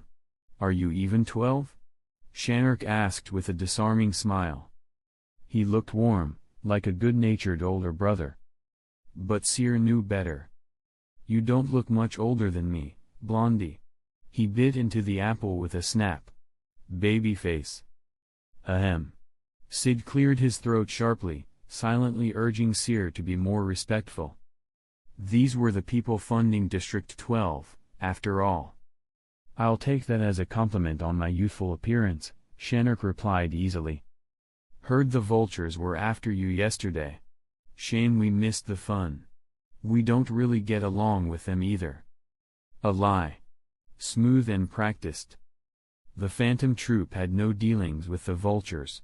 And the vultures wouldn't dare make a move against them. "I'm not some clown for your amusement. If you want entertainment, try the circus." Seer's tone was icy, arrogant. A wall. Unwelcoming. Difficult. That was Shanark's first impression of him. Oddly, Seer seemed far more interested in the silent giant beside him. He turned to Uvogin, his eyes sparkling. "You've got the build of a close-range brawler," he said, reaching out to poke the man's massive arm. "Let's spar." "I don't play with kids," Uvogin growled. "Come on, just a quick match. Let the boy burn off some steam," Shanark offered, patting Uvogin's arm in encouragement. It looked awkward. Shanark barely reached his shoulder. Uvogin glanced sideways. Despite Shanark's usual sunny expression, the touch was meaningful. Something was being asked of him, something unspoken. Chapter 8. After some persistent nudging from Shanark, Uvogin finally agreed to spar with Seer. "Take it to the open area," Sid called out firmly, arms crossed. "Don't damage the church or any buildings in District 12. Seer and Uvogin moved to a cleared space while Sid and Shanark stood nearby, watching from a short distance. "Relax," Shanark said with a wave. Yuvagin's got good control. As he spoke, Yuvagin raised his fist. Crimson aura surged around his knuckles as he launched a punch at the white-haired boy. At 2.5 meters tall, Yuvagin's frame was a wall of muscle, his arm swinging like a missile, more weapon than limb. Just before the punch connected, Seer vanished. The blow slammed into the ground instead, sending a shockwave through the area and scattering debris in all directions. Sid gave Shanark a sharp look. Control? Huh? Since when did enhancers have control? Enhancement types were all about straightforward power. Victory through brute force, finesse optional. Haha, Yuvagin just takes fighting seriously, Shanark chuckled, still wearing his trademark smile. Don't worry, he won't go overboard. Not with you watching. But his gaze never left the fight. He was analyzing Seer's combat style. The strange part was, there wasn't much to analyze. The boy's aura was practically non-existent. Ordinary. Barely detectable. His stance was riddled with openings, his footwork was loose, he didn't move like a fighter at all. From what Shanark could tell, Seer was simply using short-range teleportation, likely blue, to avoid Yuvagin's attacks. Occasionally, Seer would strike back with a basic punch, but they barely fazed Yuvagin. If anything, they irritated him. As the match dragged on, Seer's injuries multiplied. Oddly, Yuvagin hadn't landed a direct hit. So why was the boy bleeding? Why did he look more and more battered? Hey! Are you church guys staging an accident to extort us? Shanark asked, his smile tightening with a hint of nervousness. Was this some underhanded ploy to squeeze more donations out of the troupe? The church would never stoop to that, Sid shot back, face red with offense. Meanwhile, Yuvagin was growing increasingly annoyed by his elusive opponent, who flickered in and out of range like a mosquito. His punches grew heavier. Each one kicked up clouds of dust and debris. The ground cracked with every blow. Seer, while using blue to dodge, often collided with the flying rubble. Most of his wounds were caused by these stray projectiles. Teleporting in such tight quarters had its limitations. To completely avoid injury, he'd have to stop attacking altogether. But that wasn't the point of this spar. He was here to train. He needed to improve his close combat reflexes, fine-tune cursed energy control, and most of all, trigger a black flash. The black flash was a critical strike caused by synchronizing the physical and cursed energy impact within 0.00001 seconds, resulting in a space-distorting blow several times stronger than normal. Even for elite sorcerers, it only happened once in thousands of attacks. But with better cursed energy control, it became more likely. Gojo could probably trigger it on command. But Seer? Nowhere near that level, even with 6 eyes, he was still clumsy with cursed energy manipulation. So, he didn't bother with fancy moves. He kept dodging with blue, clenching his fist, focusing only on the sensation, waiting, praying for the black flash to trigger. Just once. If he could land one, he'd be able to chase the sensation and reproduce it later. Eventually, even Yuvagin gave up trying to hit him, shifting to pure movement in an attempt to catch him. At that point, it started looking like a glorified game of tag. Shanark clapped his hands, ending the match before it turned into a farce. All right, that's enough fun for Seer, he called cheerfully. We've got to get going. Yuvagin paused. His scarred face looked like it had been carved from stone. Kid, that's not how you fight, he grunted, then turned to leave with Shanark. Seer stopped as well. He deactivated blue and stood among the rubble, staring down at his fist. Blood dripped from cuts on his forehead, cheeks, and arms. His nose was bleeding again. He looked like a total mess, but all he did was clench his fist and frown. Failed again. Still couldn't get it. Black flash continued to elude him. No surprise, Even experienced jujutsu sorcerers often relied on pure luck to trigger it. He'd only had cursed energy for 2 days. It was unrealistic to expect a miracle. Still, the fight hadn't been a waste. His 6 eyes had allowed for improved cursed energy regulation. Before, his energy had drained after a few quick moves. But now, he could execute techniques using far less cursed energy, stretching out his reserves. All in all, sparring with Uvogin had been worth it. A free fight. A live training dummy. A valuable learning experience. And the best part. Now both Uvogin and Shanark probably thought he was weak, harmless. No need to monitor him, let alone eliminate him. Perfect outcome. Come back and play sometime, Uvogin, Seer called out to the retreating pair. Neither looked back. They just walked faster. Sid stood off to the side, arms crossed, staring at the blood-streaked boy who seemed unconcerned with how beat up he looked. Finally, he exhaled and turned. Come with me. Seer blinked but followed him without protest. Back in the church, he was sat down, patched up, and wrapped in bandages. Sid began, tying a bandage around Seer's head. He hesitated. What? Seer, nose stuffed with tissue, casually bit into an apple like nothing had happened. How did someone like you end up in the church? Sid asked, thoroughly baffled. Just based on that fight, Seer had looked completely incompetent. He hadn't landed a meaningful hit.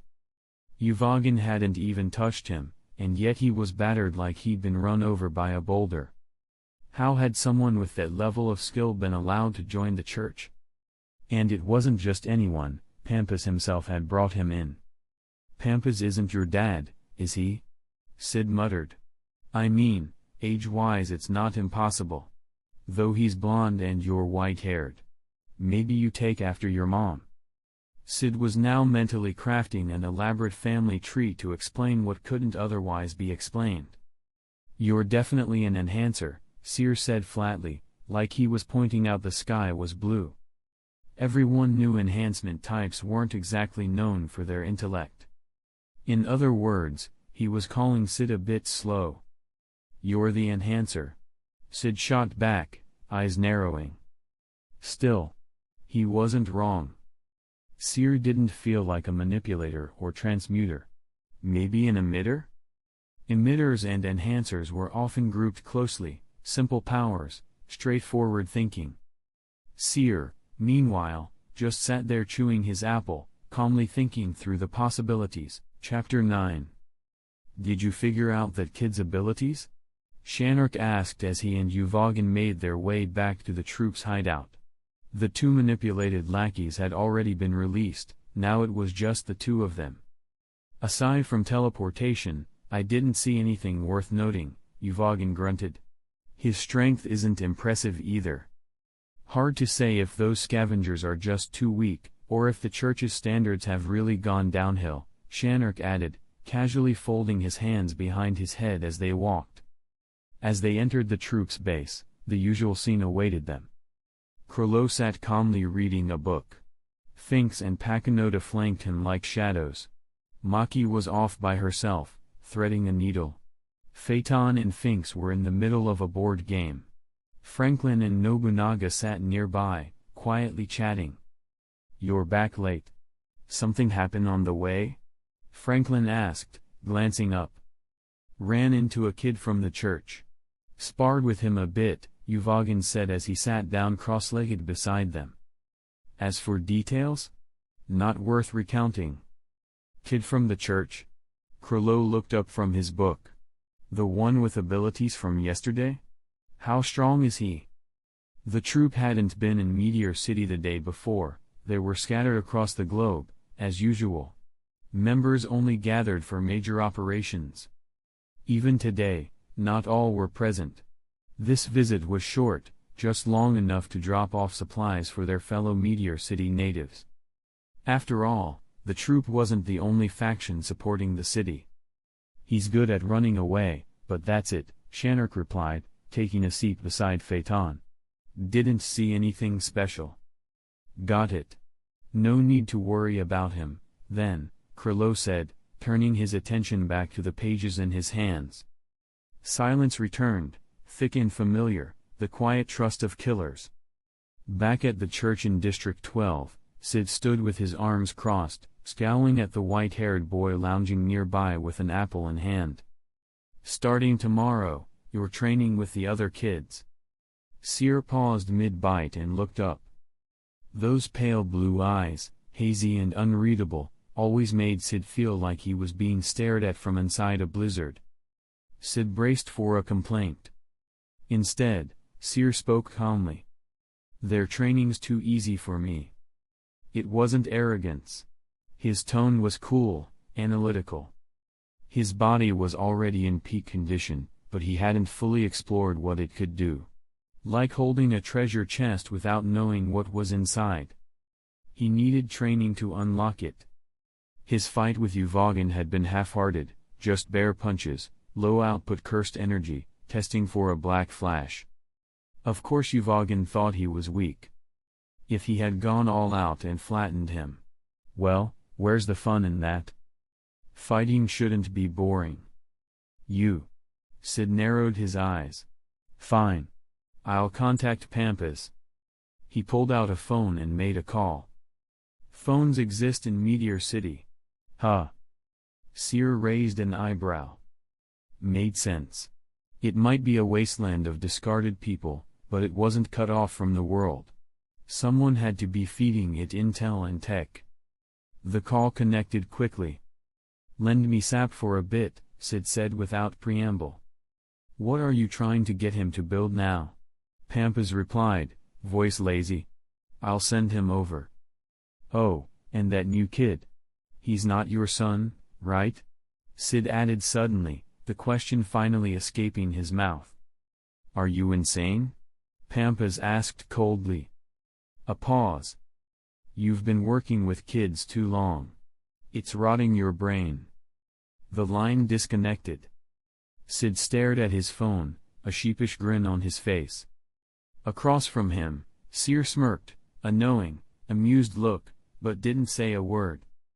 Who's Sap? Seer asked, sounding idle more than curious. Another church member. Has a unique ability, Sid replied vaguely. Half an hour later, Seer met Sap.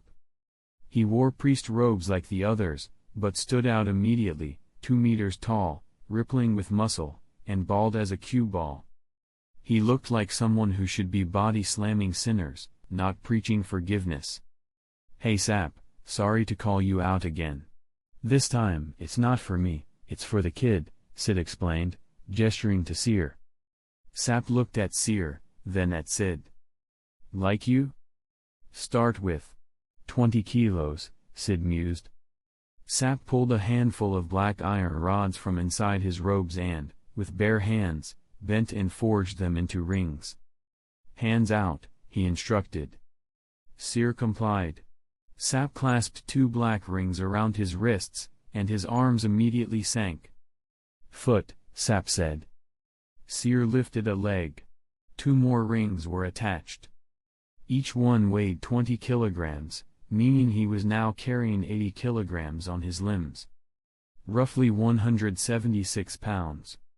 His movement slowed, but his frame held up.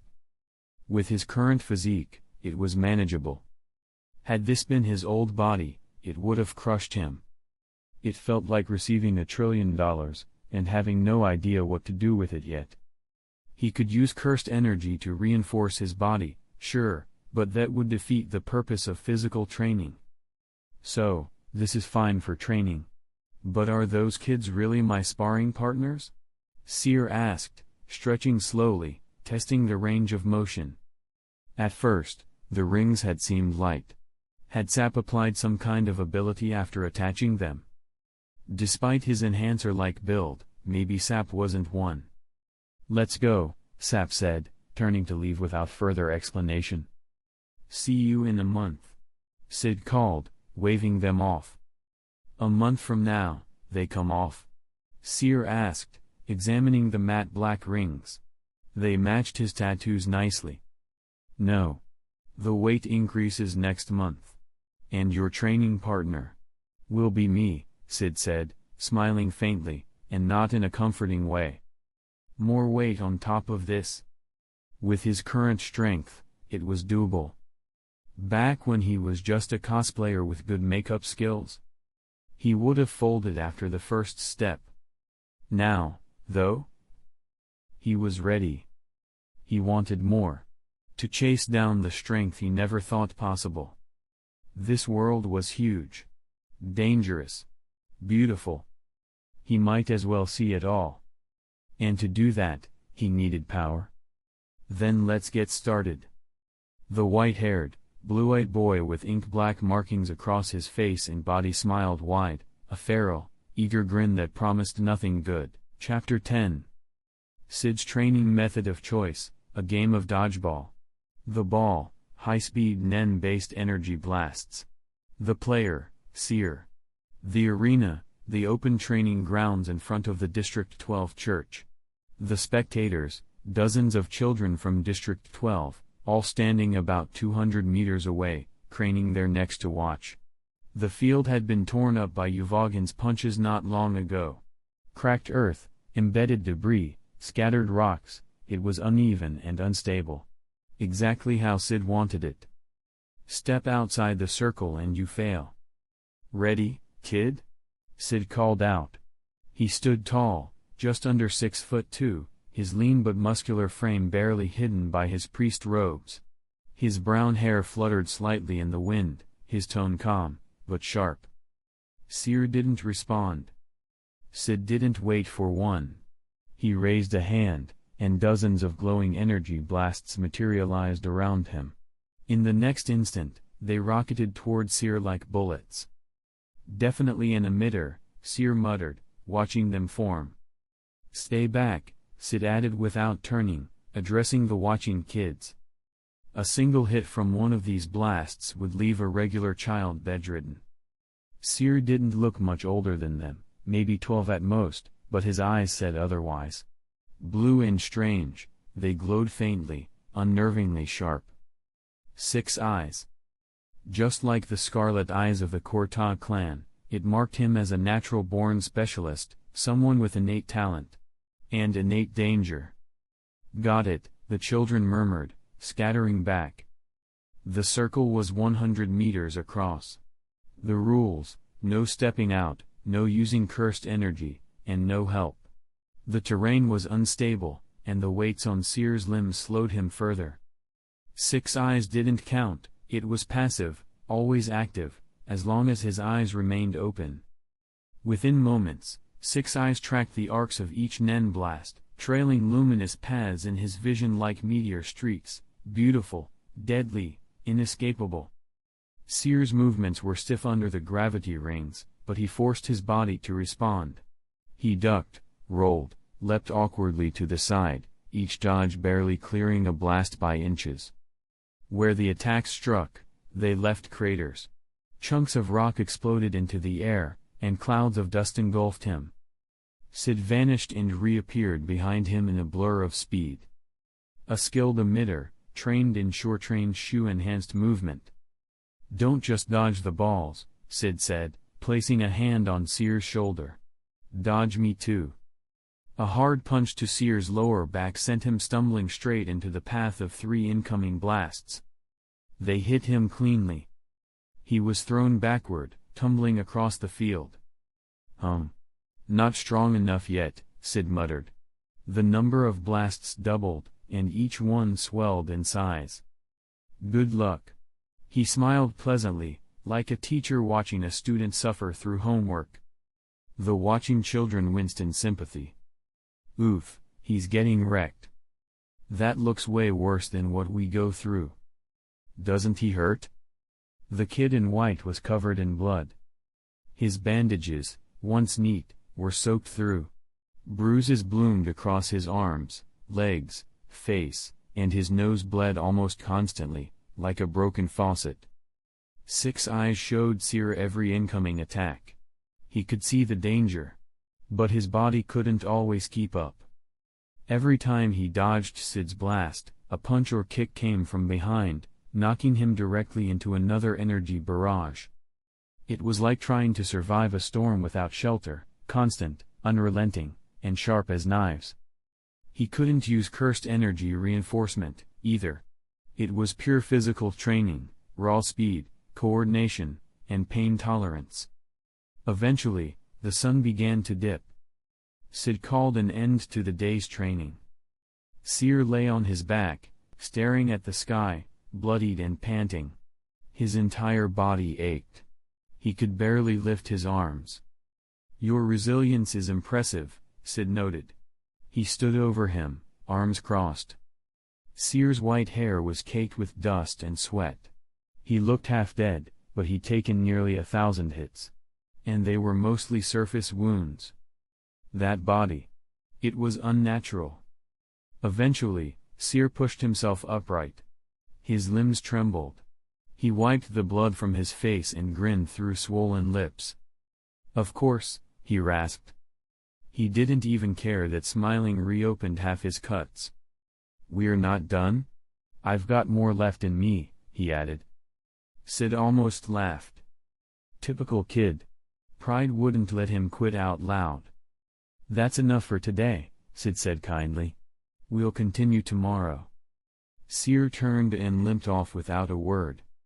He'd claimed an old house nearby. It had originally been occupied by a group of kids, but once they realized he was stronger, they quickly vacated. No one questioned it. He shut the door, collapsed to the floor, and groaned. "Ow. Everything hurts." His arms and legs twitched involuntarily. He felt dazed, nauseous. "System," he muttered, "when am I getting limitless and reverse cursed technique?"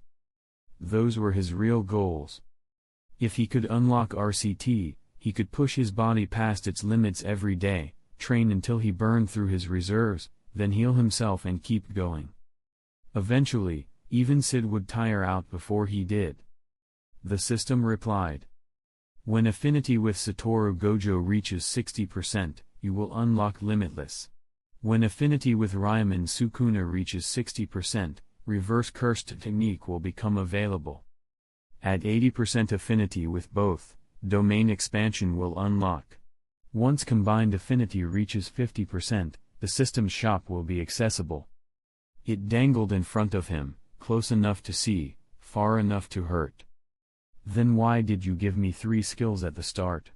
Seer asked, brow furrowed. "Those were early-stage safety measures, a failsafe to prevent immediate death. All other interpretations are at the system's discretion." So it had given him a boost. Just enough to get moving. Without it, he probably would have died during his first encounter in Meteor City. "All right, fair enough," Seer admitted. Starting too strong would have been boring anyway. Pay-to-win characters were never satisfying. The grind. That's where the thrill was. He rolled over with a groan. Knock knock knock. A heavy thud echoed through the house. "Medical kit's at your door," Sid's voice called from outside. Seer opened the door slowly. No one was there. Just a box, bandages, antiseptic, ointments. He sighed, dragging the kit inside. "Definitely a nurturer type. Hey hunters.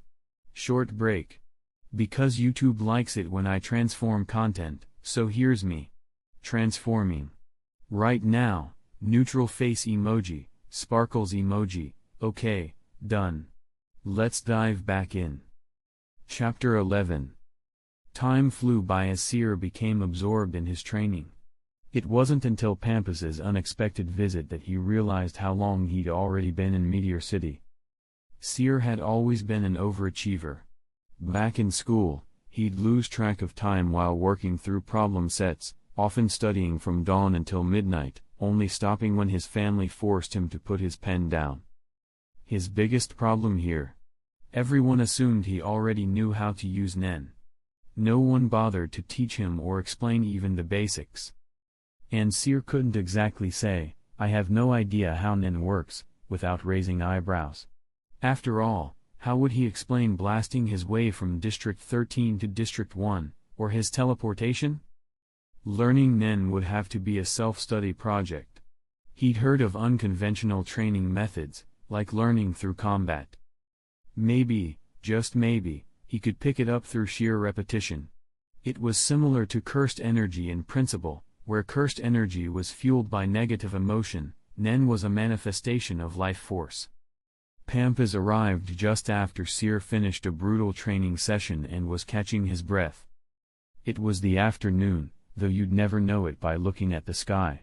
There was no sunset, no orange dusk, only an endless veil of gray. The smog never lifted in Meteor City. Garbage fires burned day and night, coating the sky in a blanket of thick, choking smoke. The outer districts never saw sunlight. The blond man appeared without warning. Seer, sitting on the ground and wiping sweat from his brow, looked up. "It's been a while. What happened to you?" Pampas asked, a flicker of surprise in his eyes as he scanned Seer. "I must look pretty rough," Seer thought. The bruises and cuts from training usually healed overnight, so Sid simply intensified the regimen. What began as monthly weight increases for his gravity rings had turned into whenever he adapts. So far, Seer had endured 6 increases. He didn't even know how much weight he was carrying anymore. Every time Sap touched the rings, they got heavier. But the satisfaction, the rush, of growing stronger was addictive. It reminded him of math competitions, solving problem after problem, rising to the top, crushing opponents one by one. He smiled faintly, a trace of pride flickering in his eyes. "Just the usual training," he replied calmly. "Usual, huh?" Pampas studied him. He remembered their first meeting, how flawless Seer had looked back then. Even with his arrogant attitude, Seer had the kind of beauty that could stop people mid-sentence. Now, he was bruised, scratched, messy, almost unrecognizable. What a waste of a face, Pampas mused. Seer was good-looking enough that if he offered to sell himself for 10 billion jenny, Pampas would consider it, and probably sell him for more.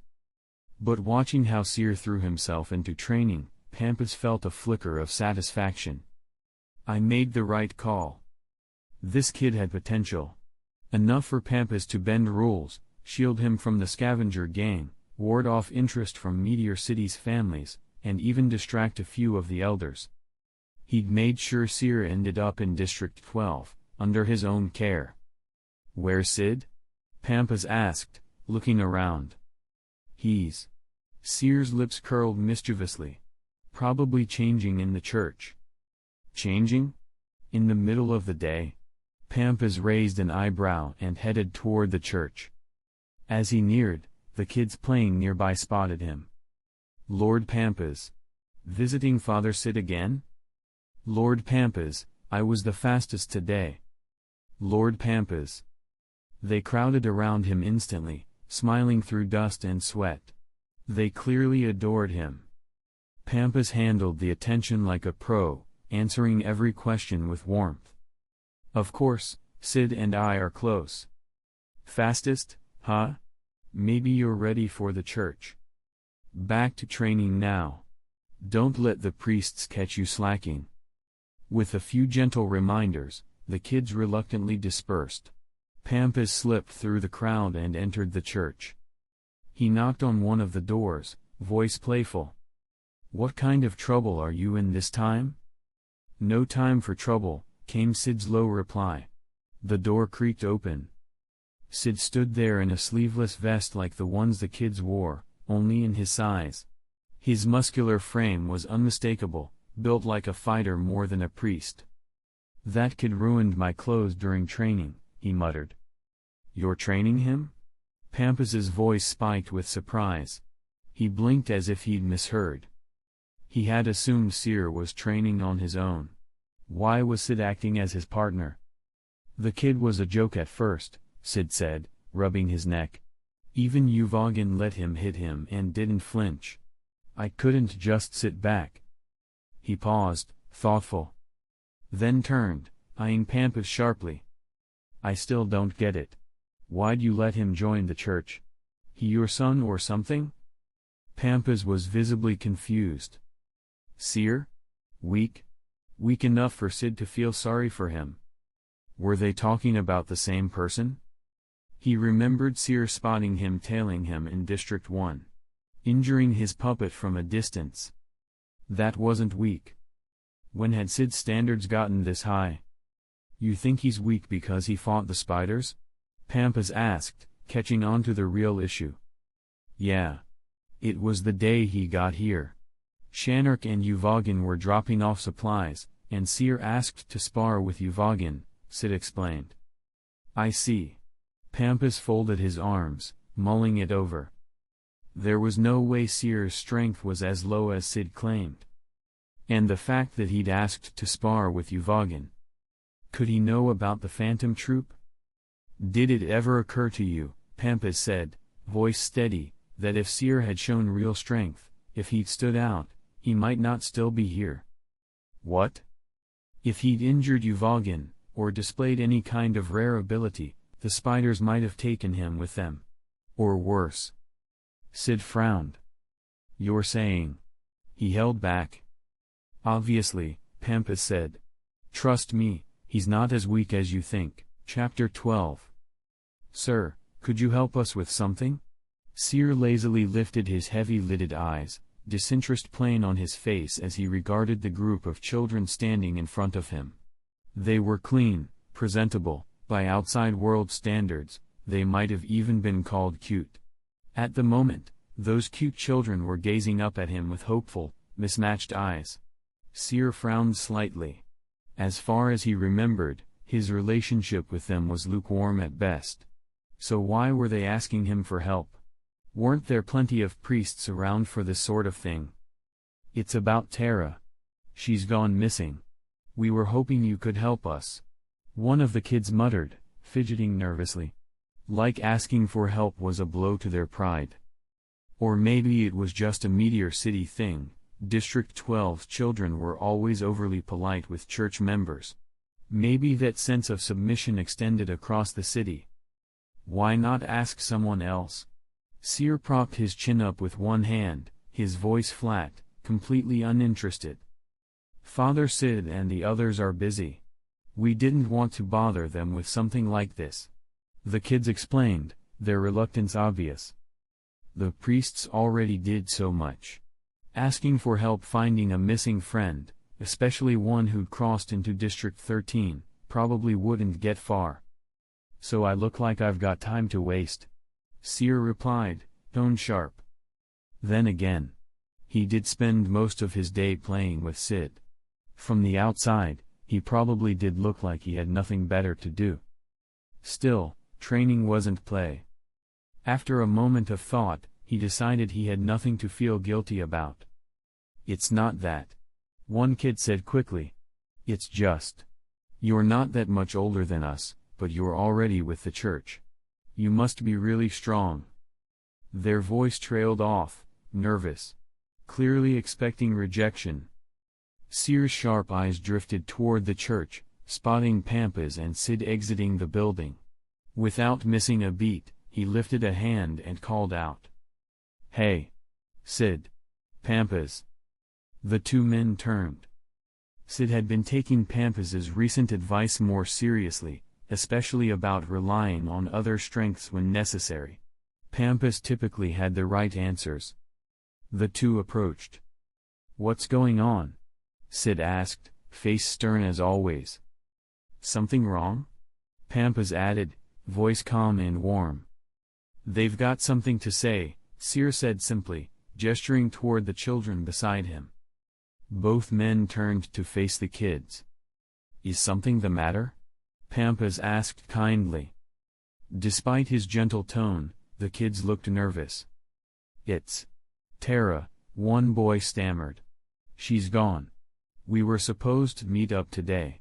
She promised she'd be waiting near the District 13 gate. Tara? Sid's brow creased. She's missing?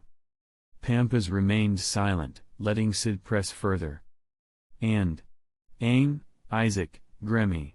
They're gone too, a little girl added, her voice tight with tears.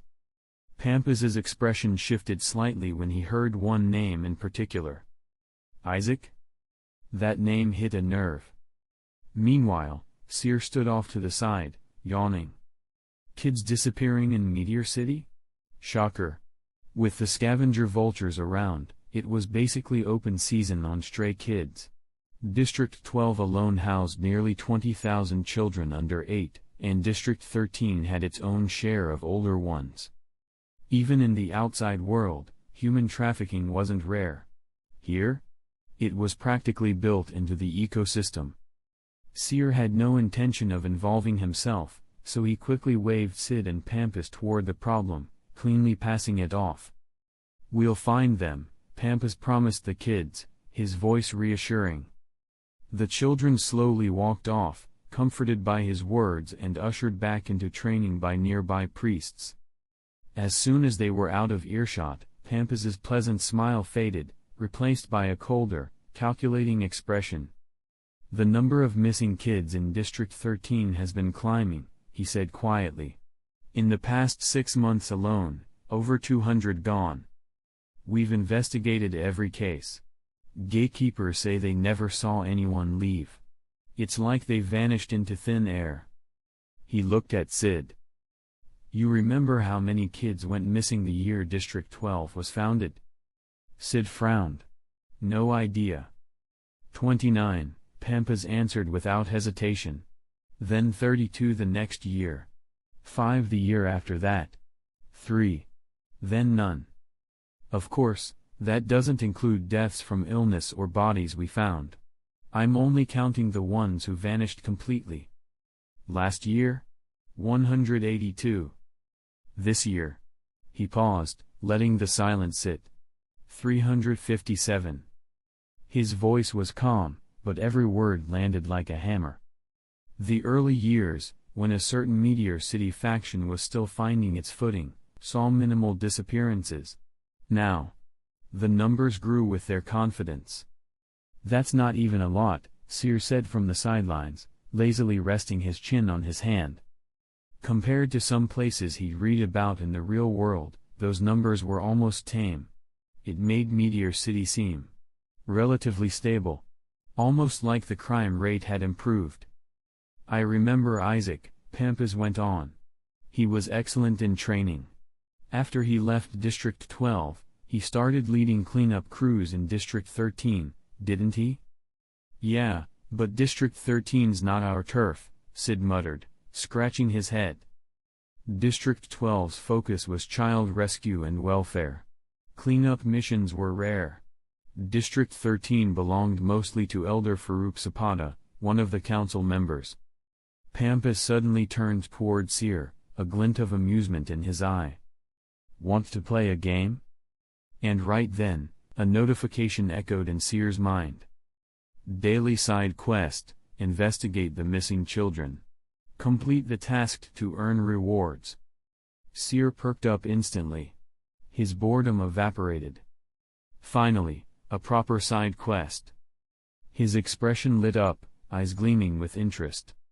"Sure," he said, flashing a grin. Time to test just how far he'd come. Chapter 13. Boring.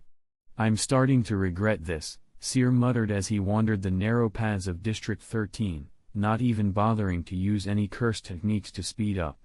Instead, he moved slowly, deliberately, measuring every step as if surveying every inch of the district. Pampas had dubbed this little assignment the ghost-catching game. All Seer had to do was find the ghost to win. Since most of the missing children had vanished from District 13, he started his investigation there. To blend in, he altered his appearance, covering his tattoos with a long-sleeved shirt, a style typically worn by girls, and concealing his facial markings with makeup. The result?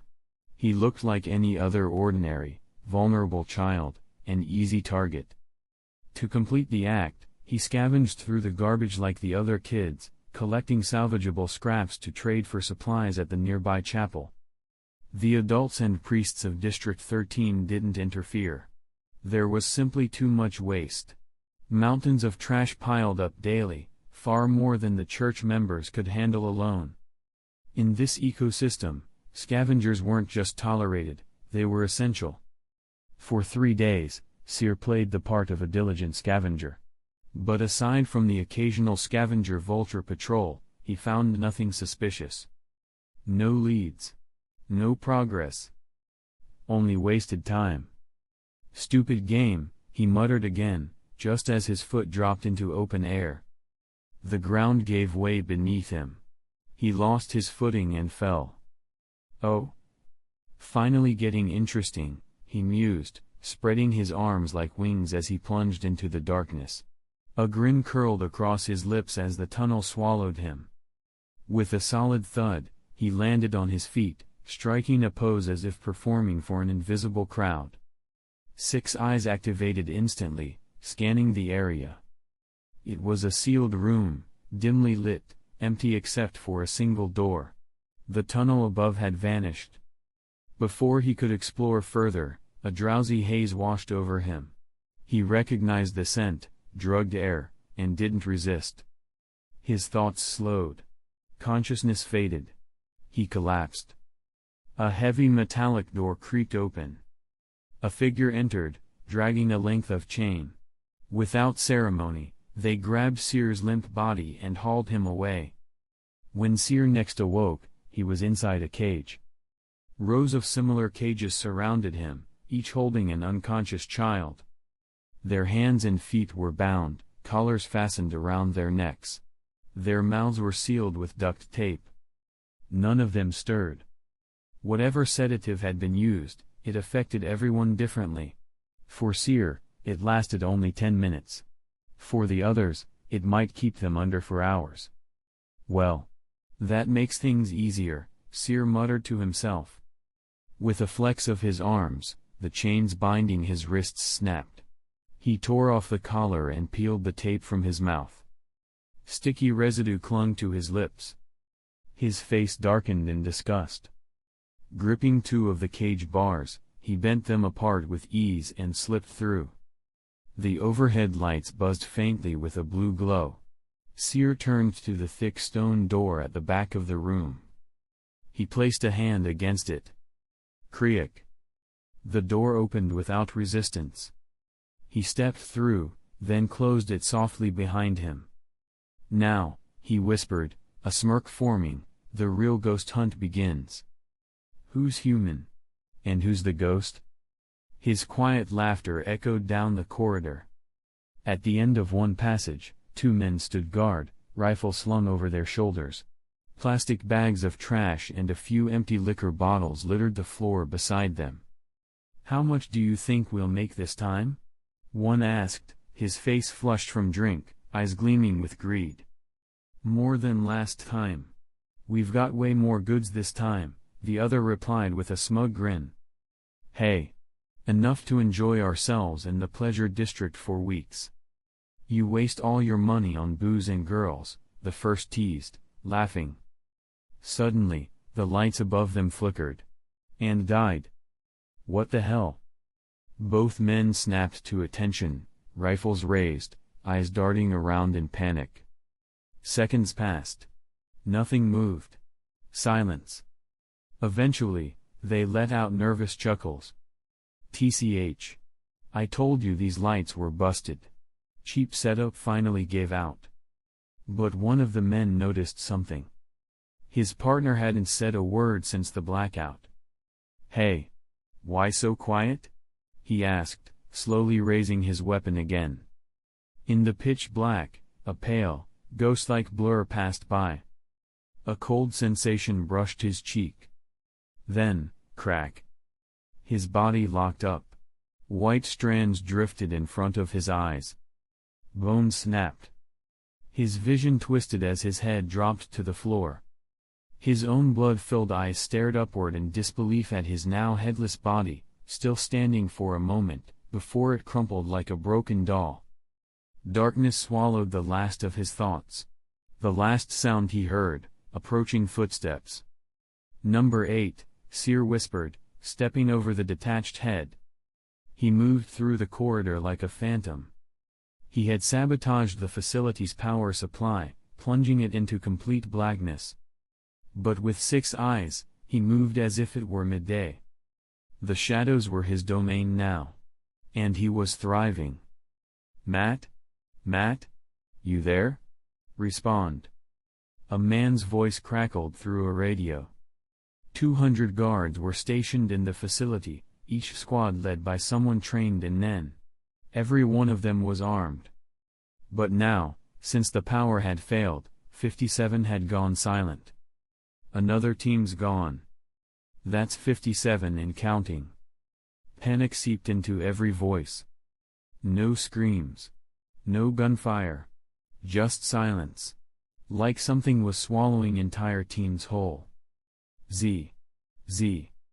A radio sparked to life. This is Squad Fan. Report your status. A man barked into the receiver. Z. Run. Z. A broken voice came through. What? Say that again. Speak up. Z. Get out. HxH. The scream tore through the static. Then, nothing. Silence. Chapter 14. Annoying. With a flick of his fingers, Seer sliced the crawling man, and the radio in his hand, into countless fragments. Blood pooled across the floor, mingling with broken flesh and shattered bone. Without sparing the carnage a second glance, Seer vanished. There's definitely an intruder. Stay alert, said Fan, the squad leader, his voice tense as he addressed his team. But where are they? One of the guards asked, voice trembling. The enemy was a phantom in the dark, bringing death with every step. Some guards used the Nen technique to extend their aura and sense intruders, but no matter how far they reached or how carefully they scanned. Nothing. Then came the scream. Ah! The sound of liquid splashing, followed by a heavy thud. Warm blood sprayed across the nearby guards, stopping them cold. They turned their flashlights toward the noise and froze. There, at the edge of the light, what remained of their comrade? His body was torn apart. His head had rolled free, mouth agape, eyes wide with horror, frozen in an expression that looked almost fish-like. Where are you? Show yourself, Fan shouted, flashlight swinging wildly. But nothing replied. The darkness swallowed everything. Only their own rapid breathing filled the void. Cold sweat drenched their uniforms. Stay sharp. We're leaving, Fan muttered, signaling the others to retreat toward the exit. Ah, help. Help me. Another scream tore through the air. Flashlights jerked toward the sound, illuminating a man clutching his throat as blood gushed between his fingers. Thump. His head rolled to a stop. Right at Fan's feet. The body stood for a moment longer, as if unaware of its decapitation, before slumping lifelessly.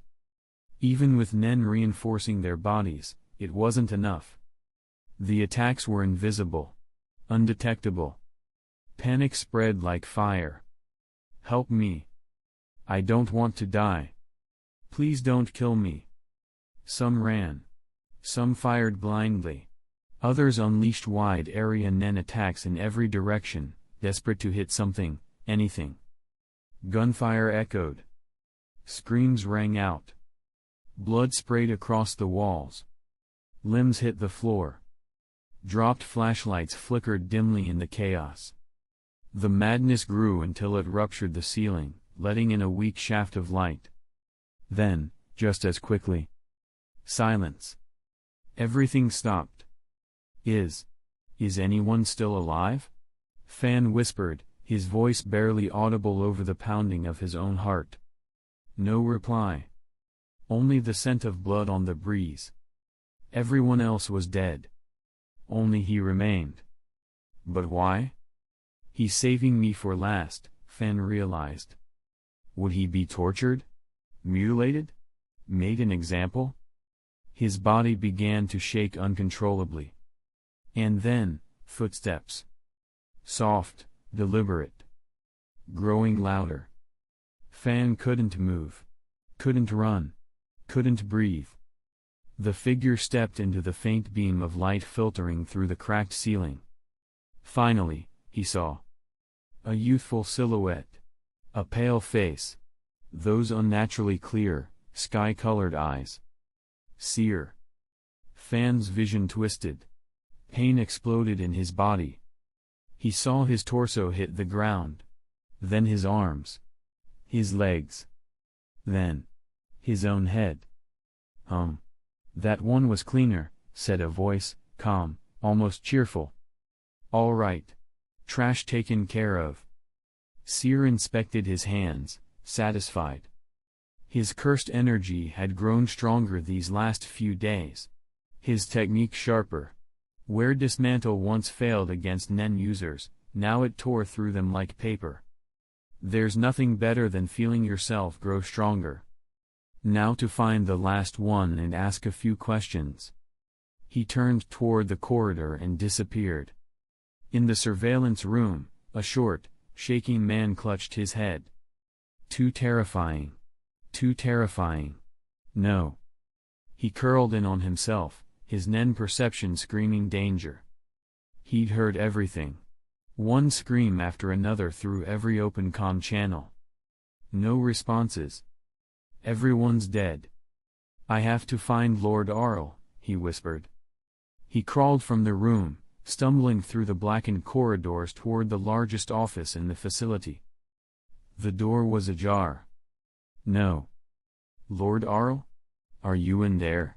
He whispered, pushing the door open. His hands brushed something wet. He raised them to his nose. The metallic stench hit instantly. Blood. He crept further. His hands found something soft. Something lumpy. Something hard and jagged. Then, in the dim light, he saw it. A shredded mess of flesh and bone. A corpse, or what remained of it. Ah! He scrambled backward, collapsing into a corner. Don't kill me. Please, don't kill me. His eyes darted around the room, until they landed on a half-height safe in the wall. With trembling hands, he flung it open, tossed aside stacks of jenny, gold, and gems, and crawled inside, locking it behind him. They can't find me. I'm already dead. Curled into a fetal position, he muttered over and over, body shaking like a leaf. Time passed. Minutes?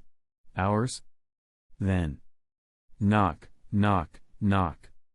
A soft tap echoed on the safe's metal door. Anyone in there? A voice asked. He held his breath. Please. No. Guess no one's home. Shame. The voice faded. Silence returned. The man finally exhaled in relief. Above the safe, Seer sat cross-legged, texting. Come quickly. Seer DeVille. Pampas would trace the signal and arrive shortly. Seer yawned, glancing at the scattered papers nearby. He'd already skimmed through them, names, transactions, some records of trafficking. Boring, he muttered, stretching. That kind of paperwork was better left to Pampas anyway. Side quest complete, investigate missing children enemies eliminated, 231. Fear instilled, black check mark emoji. Completion, 100%. Reward, 100,000 jenny. Seer glanced between the system's meager payout and the piles of gold and cash littering the floor. His eyelid twitched. Stingy system. He muttered. Chapter 15. Seer climbed down from the top of the safe, surveying the ransacked office. With a flick of his wrist, he yanked a red velvet cloth off the desk and began scooping up the scattered cash, gold, and jewels. In moments, he tied it all into a makeshift sack and slung it over his shoulder like Santa Claus on a bloody holiday. What are you doing? A voice called from the doorway. Unfazed, Seer casually turned his head. Picking up trash, he replied, deadpan. He faced the speaker, Pampas, or more accurately, the puppet Pampas controlled. The marionette-like body was strung together with nen threads, both animated and reinforced by its master. It was the same puppet Seer had encountered before, now fully repaired. Trash? Pampas's puppet gave the bundle a passing glance, then shifted its focus to the half-open safe tucked into the corner. Ah! The last survivor. Hiding in there, huh? He said with dry amusement. Before the mission, Pampas had specifically told Seer to leave at least some survivors for interrogation. Technically, Seer had obeyed. He left one. Whether that was obedience or mockery remained up for debate. "Where is this place?" Seer asked, though his tone made it clear he didn't really care. He was more curious about how anyone had managed to build such an elaborate underground facility beneath Meteor City. "Beneath District 3, Pampas replied evenly. "Ah, the upper part of District 3. Seer mused aloud, nodding as pieces began falling into place. To construct a hidden complex like this, you'd either need noble backing or council ties. "Oh, by the way," Seer added, suddenly more animated, "who's the nen user that can make people vanish mid-step? Like, opened a hole in the sky and another on the ground so they fall forever? That'd be amazing." An endless freefall sounded thrilling. "Probably not how it works," Pampas chuckled softly. "They need a surface to anchor the technique." He had a good guess who possessed that teleportation-type nen ability, but he wasn't about to share that with Seer. "Well, if you catch them, hand them over to me," Seer said with a lazy grin, as if people were just collectible action figures. Even Pampas fell momentarily silent. Was Seer just eccentric, or something darker? A cold-blooded sociopath couldn't be molded. They wouldn't respond to kindness, loyalty, or reason. If that's what Seer truly was, then Pampas's entire investment in him would be meaningless. "If the opportunity arises," Pampas replied, non-committal. Dealing with children was easier than this. "Hey! Come out," Seer said suddenly, ignoring Pampas entirely. He turned and kicked the safe. Bang! The small safe rocketed across the room, slammed into a wall, and landed hard on the floor. The door burst open, and a trembling man rolled out in a heap. "Ah! Don't kill me. Please, I don't know anything." The man crawled under the desk, eyes rolling back, half crazed with fear. Now. Can't have you fainting on us just yet," Seer said cheerfully. He stepped forward, crouched, and placed a cold hand on the man's head.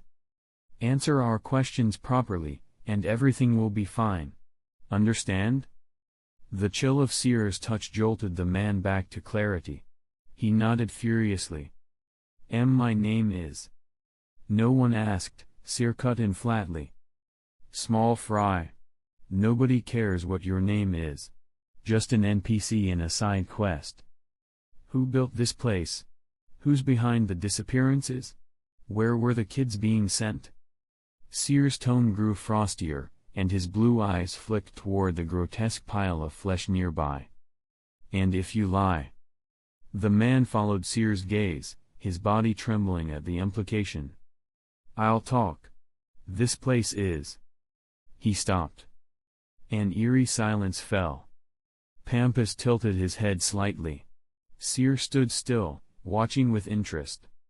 The man's eyes widened. He tried again, but no words came out. Blood began leaking from his eyes. Then his ears. Then his nose.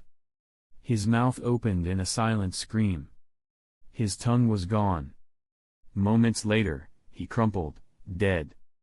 "Looks like he had a pretty serious nen contract," Pampas observed calmly, glancing at the corpse. Seer shrugged, then turned toward the door. "Well, my job here's done." Without another word, he vanished, sack of loot in tow. Pampas looked around the wrecked office. Aside from the blood-soaked documents, Seer had taken nearly everything of value. "District 3. Pampas muttered, gathering the files. They stank of blood, and the stains made the text hard to read, but there were clues. Names. Orders. Transactions. Enough to stir trouble. Though Pampas was a manipulation-type Nen user, he moved quickly, exiting the facility with practiced ease. Along the way, he passed mutilated bodies, some neatly carved, others obliterated beyond recognition. Blood and flesh were scattered at even intervals, like a grim breadcrumb trail. If he had time, he would have taken photos. That way, Sid would finally shut up about Seer being weak. Meanwhile, Seer returned to his house in District 12, dragging the heavy sack behind him. Not that he thought of it as home. It was just a resting point, a checkpoint before the next level. But leaving his loot here? Not ideal. In Meteor City, an unoccupied house was considered ownerless. If he so much as stepped outside, a scavenger could break in and claim everything. System, got a storage function? He asked without much hope. The system does not include inventory storage. You may purchase spatial items once the shop is unlocked. Figures. Useless and stingy. He glanced around. Where in Meteor City was safest? His eyes drifted toward the church. Even the lowest of scum avoided stirring trouble there. In every district, the church was considered neutral ground. Perfect. He hoisted the sack again and made his way to the church. Inside, Sid was meditating in silence. Seer walked straight past him, scanned the stone floor, pried up a tile, dug a shallow hole, and buried the sack. He patted the tile back into place like nothing happened. "What did you just bury?" Sid asked, his eyes still closed. "Trash," Seer replied without hesitation, brushing the dust from his palms. "Trash?" Sid's eyes opened, narrowing. "You haven't touched garbage duty once since you got here. What kind of trash needs burying under my church?" Then realization hit. "Wait. You didn't rob someone, did you?" With Seer's usual smug behavior, nothing would surprise him anymore. "Nope," Seer said with a sunny smile. "Found it lying on the ground. In Meteor City, that counted as fair game." Sid exhaled and looked away. "Fine. Whatever. You couldn't argue rules in a lawless place. By the way," Sid added, folding his arms, "you've missed 3 days of training. We'll make up for it tomorrow." Chapter 16. As Sid had warned, Seer's missed 3 days of training were more than compensated for. The intensity had doubled. He didn't complain about the brutality. What bothered him was one persistent failure. No matter how many times he tried, he still couldn't trigger a black flash. "Is my luck really that bad?" Seer muttered, sitting cross-legged atop the rubble-strewn training ground, staring at his clenched fists. His cursed energy control was crisp, his punches fast and precise. Yet the phenomenon continued to elude him. "You've made solid progress. So why the long face?" Sid asked, looming over him with arms crossed. His broad frame cast a wide shadow. There was no denying Seer had come a long way. In the early days, he finished each session a swollen, bloodied mess. Now, though his body bore scratches and bruises, his face remained untouched. He sat in the rubble like a crowned wraith, white hair, blue eyes, dark facial markings, a specter of youth and power. Both children and priests glanced his way when they passed, unable to ignore the aura he carried. "It's not enough." Seer leaned his head back, half closing his eyes with dissatisfaction. "This level of strength is nowhere near what I need. I want power that can." He opened his hand wide, fingers spread, eyes burning with a feverish gleam. "Break through your or Yuvagan's defenses and punch straight through your bodies in one strike." It wasn't ambition. It was obsession. He didn't just crave strength, he relished the idea of it. The thought of leveling titans, of crushing legends underfoot, thrilled him in ways nothing else could. "You're one greedy bastard," Sid muttered, not with scorn, but quiet awe. He scratched his head, unsure what else to say, then offered a resigned half-smile. "If I don't get stronger, what's the point?" Seer replied, pulling a handkerchief from his pocket and pressing it to his nose. A moment later, it was soaked in red. His voice, muffled but serious, carried conviction. He hadn't forgotten the system's early warning: this world is high risk. Especially the hunter world, with its chaotic politics, brutal survivalism, and lawless frontiers beyond the continent. Seer wanted to see it all. And to do that, he needed power, enough to walk anywhere unchallenged. "I don't totally agree with your mindset," Sid said, frowning slightly before raising a hand in support, "but if that's your goal, chase it. The path of strength has no end. Keep climbing." He'd designed Seer's training. He'd sharpen him. But he wouldn't hold the reins. With that, Sid turned and made his way back to the church. The children watching from a distance took that as their cue. Linking hands in pairs, they ran up to Seer, voices bright. "Thank you, sir."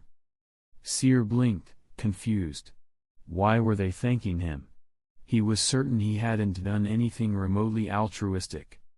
"Tara and the others are back. Thanks to the church, we're all together again." One of the children beamed. Seer's brows twitched. "Tara? Oh. Right. That side quest about the missing kids." He'd honestly forgotten all about it after his bloody rampage through the underground complex. Must have been Pampas who freed them, he figured.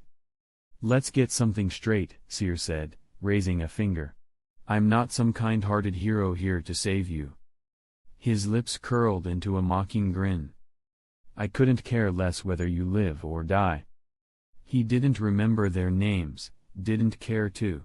If they wanted his attention, they'd need power, real power. But the kids didn't flinch.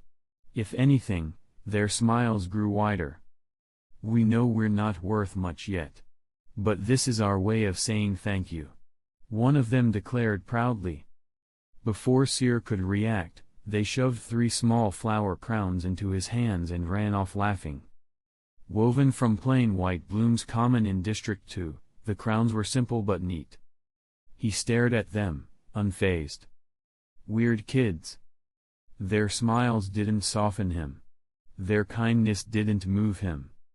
He just found it mildly entertaining. Even sheltered, these kids understood value. In Meteor City, even children knew that usefulness was survival. That's why they'd hesitated to ask Pampas for help in the first place. They assumed they weren't worth the trouble. District 2 gave them food, education, shelter, but never lies. The blend of harsh realism and quiet compassion struck Seer as both cruel and oddly tender. Lost in thought, he picked up the crowns and wandered toward the church. "Sid, the kids made these for you," he called, tossing the crowns over. "Huh? Why 3? Sid asked, catching them. "Why would they even give me these?" "Bracelets, probably," Seer replied over his shoulder, and disappeared in a blink. Sid stared at the crowns, sighed, and set them gently aside. Meanwhile, Seer was on his way to District 1. He had questions for Pampas, specifically, whether they tracked down the person with that teleportation Nen ability. If so, Seer wanted a turn to play. If not, he intended to give Pampas a little push. The Church of District 1 was usually Pampas's haunt. Seer could always find him there. But today? Empty? The grand stone hall was deserted. Rows of pews stood silently under the dim light. The air was cold. Still. Seer's gaze swept across the walls, and stopped. There, behind a cleverly concealed barrier, he saw them. Through the lens of 6 eyes, no wall could hide life energy. Inside a side room, several Nen users were gathered. Their auras burned like fire. And Pampas. His life force blazed brighter than them all. Seer narrowed his presence and crept closer, silent as shadow. Let's see what kind of secret meeting they're having. Chapter 17. The corridor outside the meeting room was completely unguarded. It seemed the council members were confident no one would dare eavesdrop on their conversations within the sanctity of the church. That suited Seer perfectly. He pressed an ear against the door and focused. To better catch the conversation inside, he enhanced his hearing with Nen. His 6 eyes allowed him to perceive the flow of aura around others, and himself. After enduring Sid's brutal training sessions for so long, Seer had finally started to pick up the fundamentals of Nen. If he hadn't, his supposed genius title would have been a joke. Unlocking his aura nodes was similar to the martial arts trope of opening internal meridians. In essence, it allowed him to channel and manipulate the life energy within his body, Nen.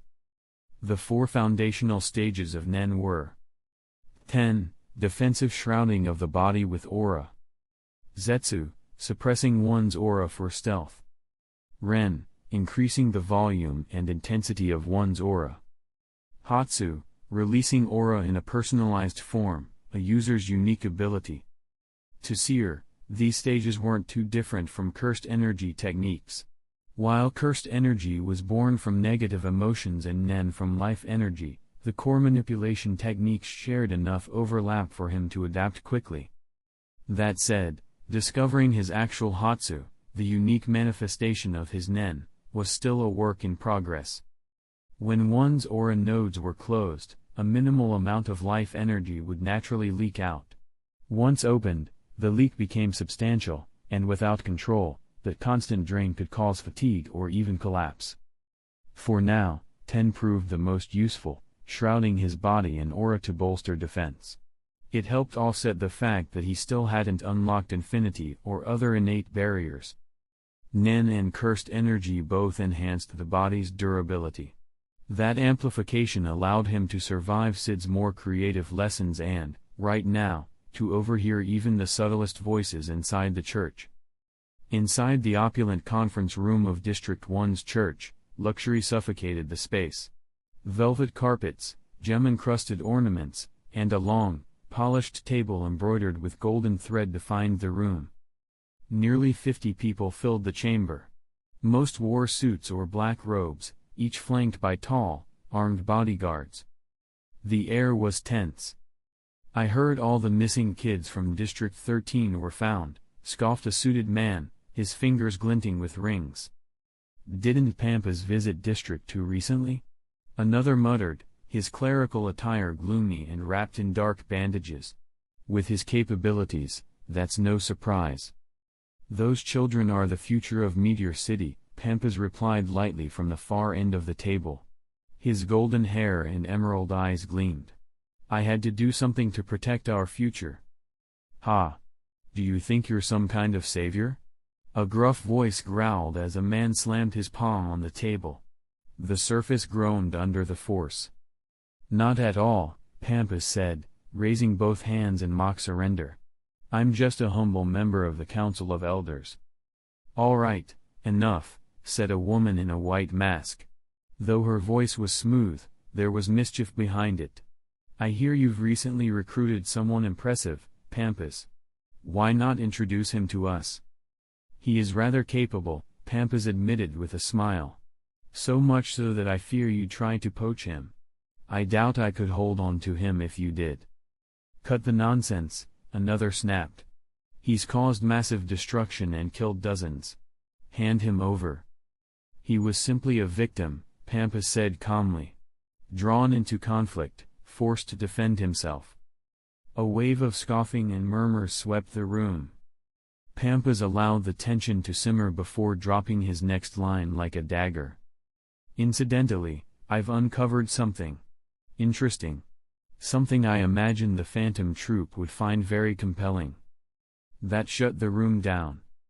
Several elders froze, visibly uncomfortable. If the troop caught wind of the child disappearances in District 13, it would be an uncontrollable disaster.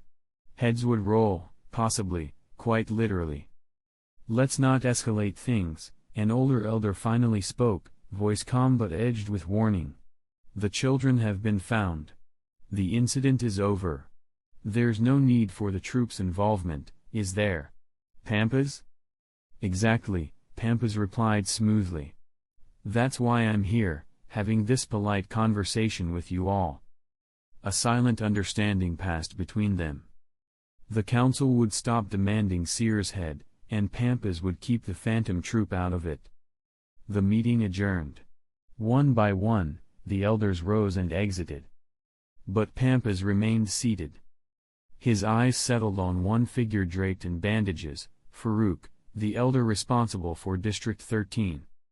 Farouk, Pampas said, his voice smooth as silk. I do hope District 13 doesn't have further complications. So many missing children in such a short time makes for a rather poor performance review.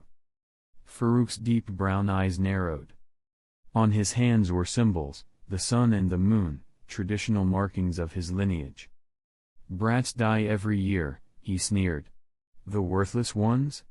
Who cares where they end up? Is that so? Pampas murmured, his expression unreadable. Farouk turned and walked out. Several elders followed behind. The room finally emptied.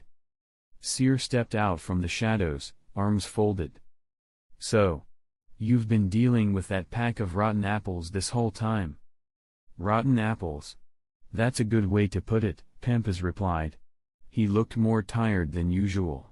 Even in a basket of the finest fruit, rot is inevitable. But this? This is all rot. Nobody else can manage the council but me, he sighed. It's the same everywhere, Seer muttered. Corruption wrapped in ceremony. Boring. His lip curled in disdain. Is that the end of it? He asked.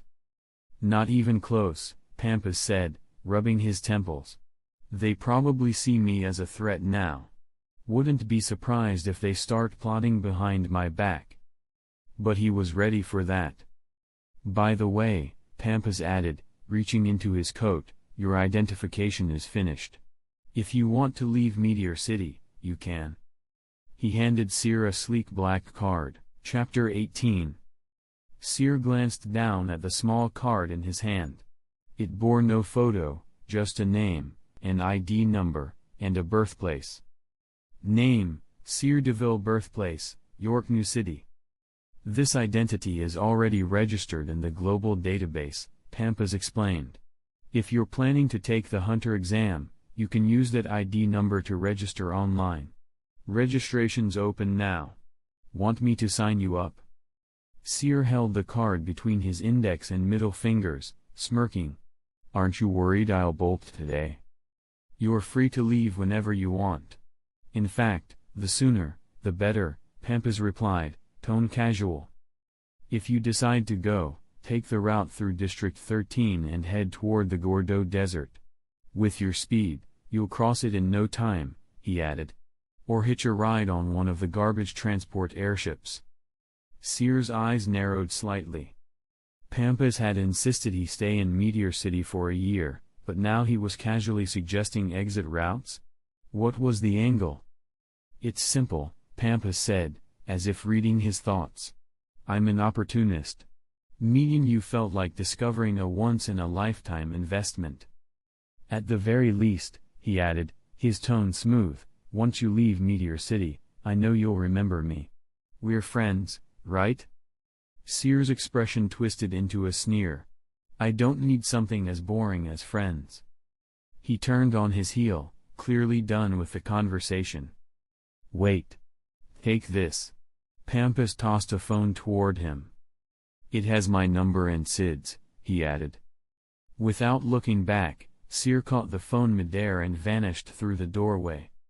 Pampas stood in silence for a moment before pulling a small notebook from his pocket. Another treasure mine investment, he murmured, flipping to a page carefully marked. Seer DeVille. Seer decided to leave tomorrow. For tonight, he returned to District 2 for a final night's rest. First, though, he had to inform Sid. You're leaving tomorrow? Sid's face twisted in disbelief. Pampas had gone to great lengths to bring Seer into the church. Only to let him walk away?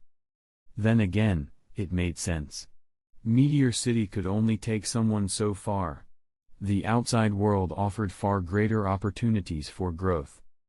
I see, Sid finally said, nodding solemnly. He didn't press further. Seer hadn't expected him to.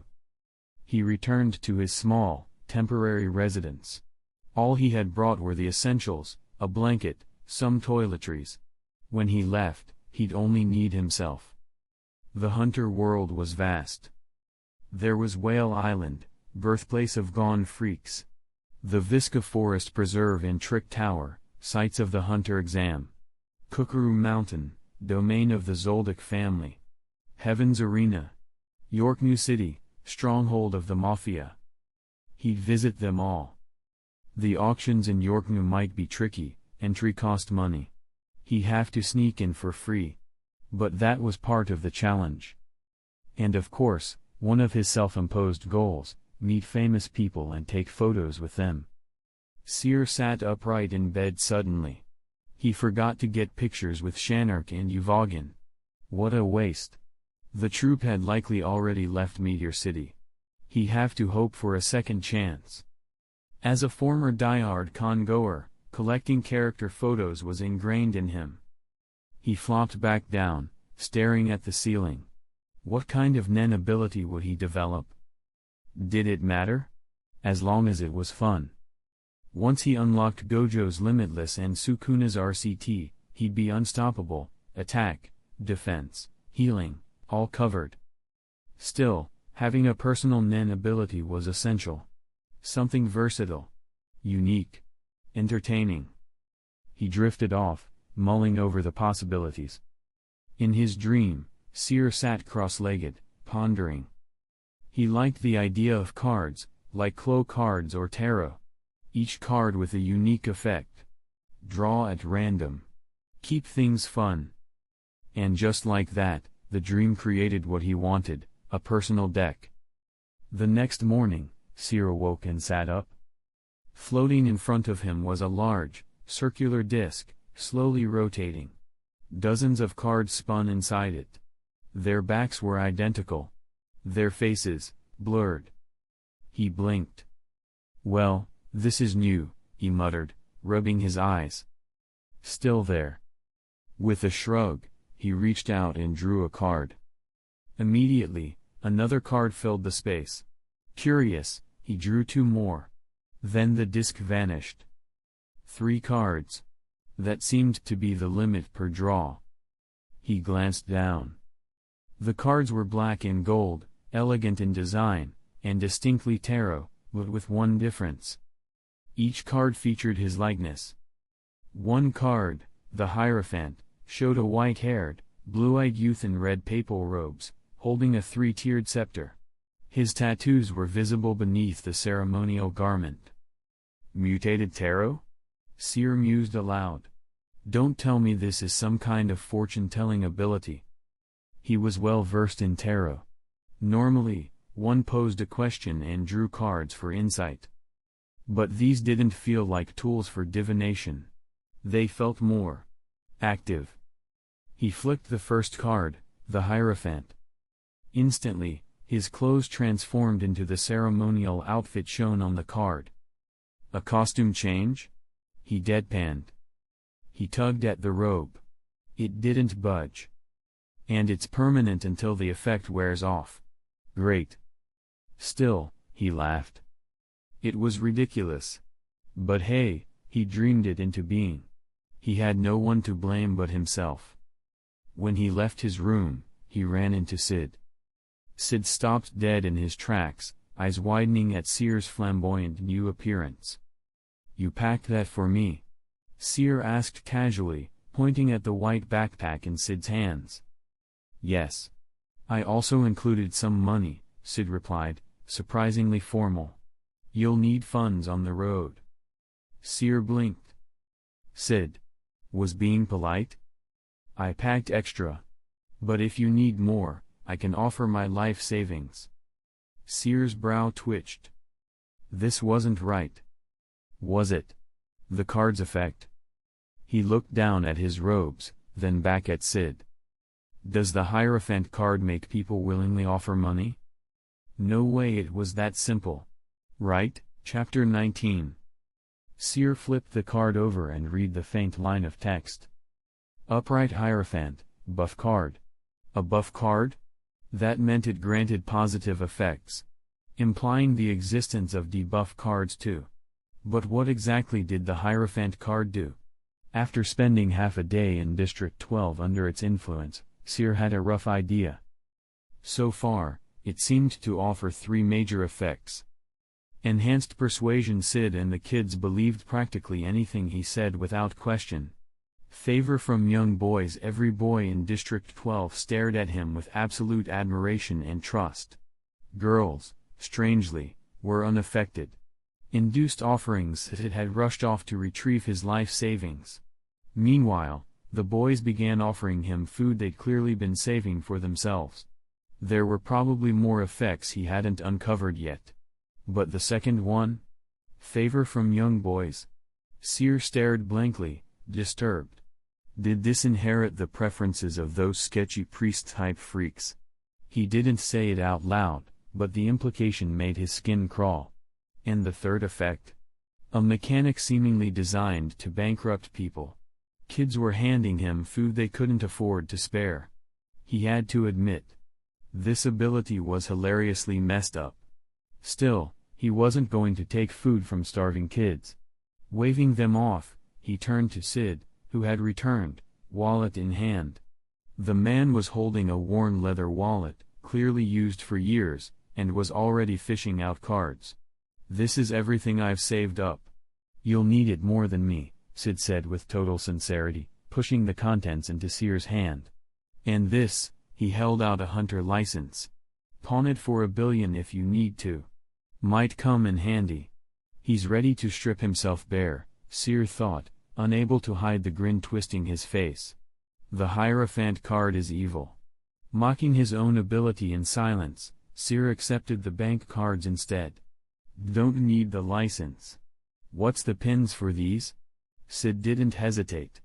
3247, 2001, 8888, 0625, and 0000.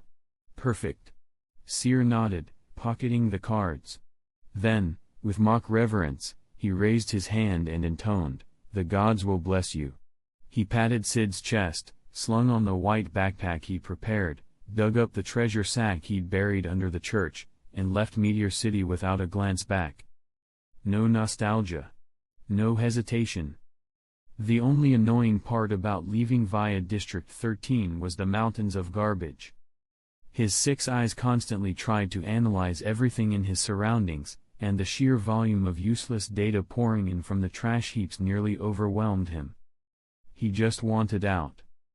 Beyond the city walls, the air turned fresh, free of smoke, stench, and death.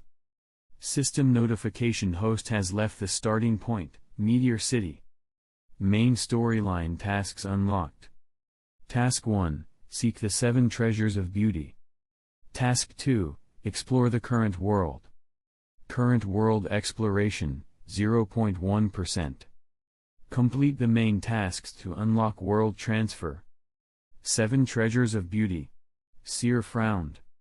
The first names that popped into his head were Kurlo, Hisoka, and Illumi, but no, those were people. The treasures were items. The only one he could think of offhand was the Scarlet Eyes. Guess getting a hunter license is a must.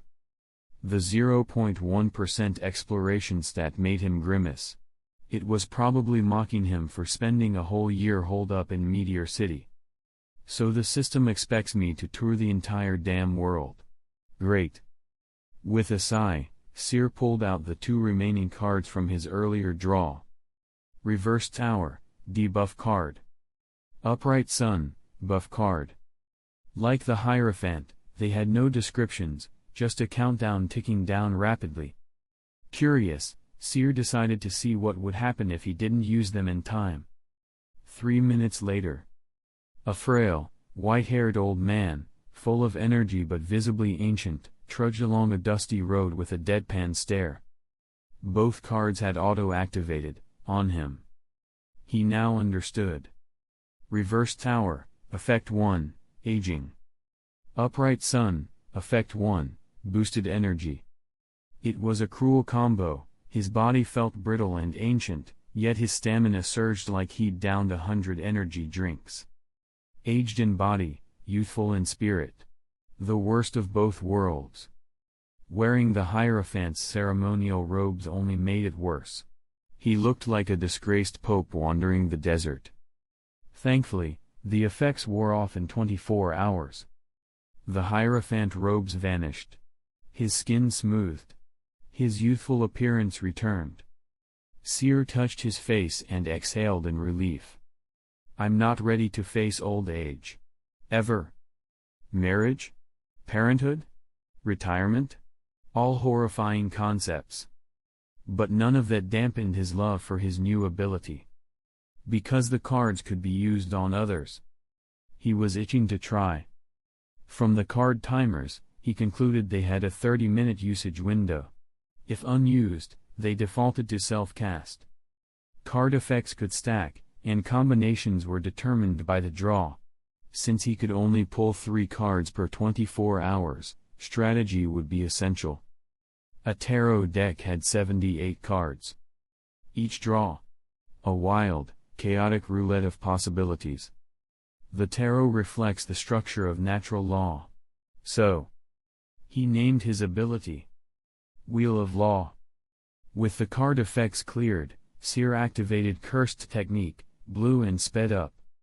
He raced across the landscape, arriving at the outskirts of the Gordeau Desert, where a small trade post-turned town bustled with activity. Stone-paved streets. Merchants barking prices. Camels hauling goods. Seer walked among them, muttering, I don't remember the hunter exam process that clearly. Bits and pieces came to mind. Something about the Hunter Association planting decoys, guides, monsters, and trials to weed people out before the exam even began. But no magical beasts in sight. According to the system clock, today was December 25, 1997. The next Hunter exam would be on January 7, 1998, the 286th exam. Gon and Killua would show up a year later for the 287th. No way was he waiting around a whole year. The town was full of desert brutes, men built like tanks, armed to the teeth. Even the women looked like warriors, their bronzed arms thicker than Seer's legs. Children were scarce. Those present clung to walls and windows, silent and wary. Stalls lined the streets, weapons, food, maps, camel gear. Seer, small and pale with delicate features and tattoos, stuck out like a nobleman's lost son. Look at that punk, one thug laughed, pointing. Another rich brat thinking he can be a hunter. Bet those tattoos are fake, another scoffed. Seer's gaze flicked toward them. The moment they mentioned his skin and ink, they had his attention. You looking at me, brat? One of them barked, stepping forward. Others followed, forming a circle around him. Each towered over Seer like sandstorm giants. Merchants stopped to watch. No one interfered. Seer, unfazed, glanced at them and muttered, Your heads are held too high. Silence. Suddenly, a wave of dread swept through the group. Blood chilled. Hearts pounded. One man dropped to his knees, trembling. What the? Another started. HxH. Ah. They fell, sliced cleanly in half. Blood, entrails, screams. The surviving kneeler looked around in horror, realizing he alone was untouched. Seer met his gaze. You made the right choice, he said, voice calm. The man wept and wet himself. System notification Sukuna compatibility plus 5%. Gojo compatibility plus 0%. Current compatibility. Gojo Satoru, 20%. Ryomen Sukuna, 20%. Nice. Progress. Seer smiled faintly. He didn't try to roleplay Gojo or Sukuna too hard.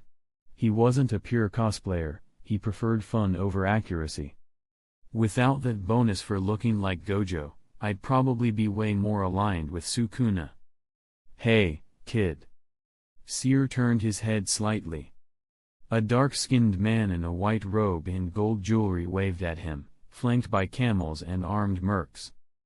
You with the tattoos, want to join our caravan? Seer raised a brow.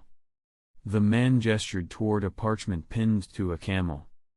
Hiring guards cross the Gordo Desert. Food and lodging provided. Payment negotiable. Seer stared. The man grinned. You'll get to ride a camel, he added. Seer's eyes lit up. Deal. All right. He's in. The leader shouted, motioning to his crew.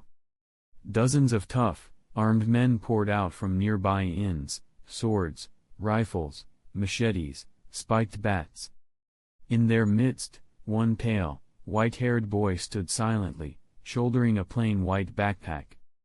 Just a tourist among mercenaries. Chapter 20. When Seer saw the group of tough, criminal-looking people, only one thought crossed his mind. Perfect. They were likely candidates for the 286 hunter exam, just like him. The mercenaries guarding the caravan reeked of violence, their clothes and weapons still stained with blood. When they noticed the pale, tattooed boy joining their ranks, no one questioned it. No mockery, no skepticism. After all, everyone had witnessed what happened earlier. The Gordo Desert and its nearby settlement belonged to no country. It was a lawless region teeming with criminals. Beyond a handful of unwritten rules, anything went. Black market traders, bounty hunters, bandits, and mercenaries flooded the town's brothels, inns, and saloons. Trouble was as common as sand, and far more dangerous. That meant caravans needed serious protection. Seer's earlier display ensured no one dared treat him lightly, even if he didn't act like a typical mercenary. Instead of keeping watch, he played with the camels, giving the impression he was some spoiled young noble with a private army. Into the desert. The caravan packed up quickly. Seer climbed onto one of the camels already loaded with supplies. His weight was negligible, barely noticeable to the beast. The long column of travelers moved deeper into the desert.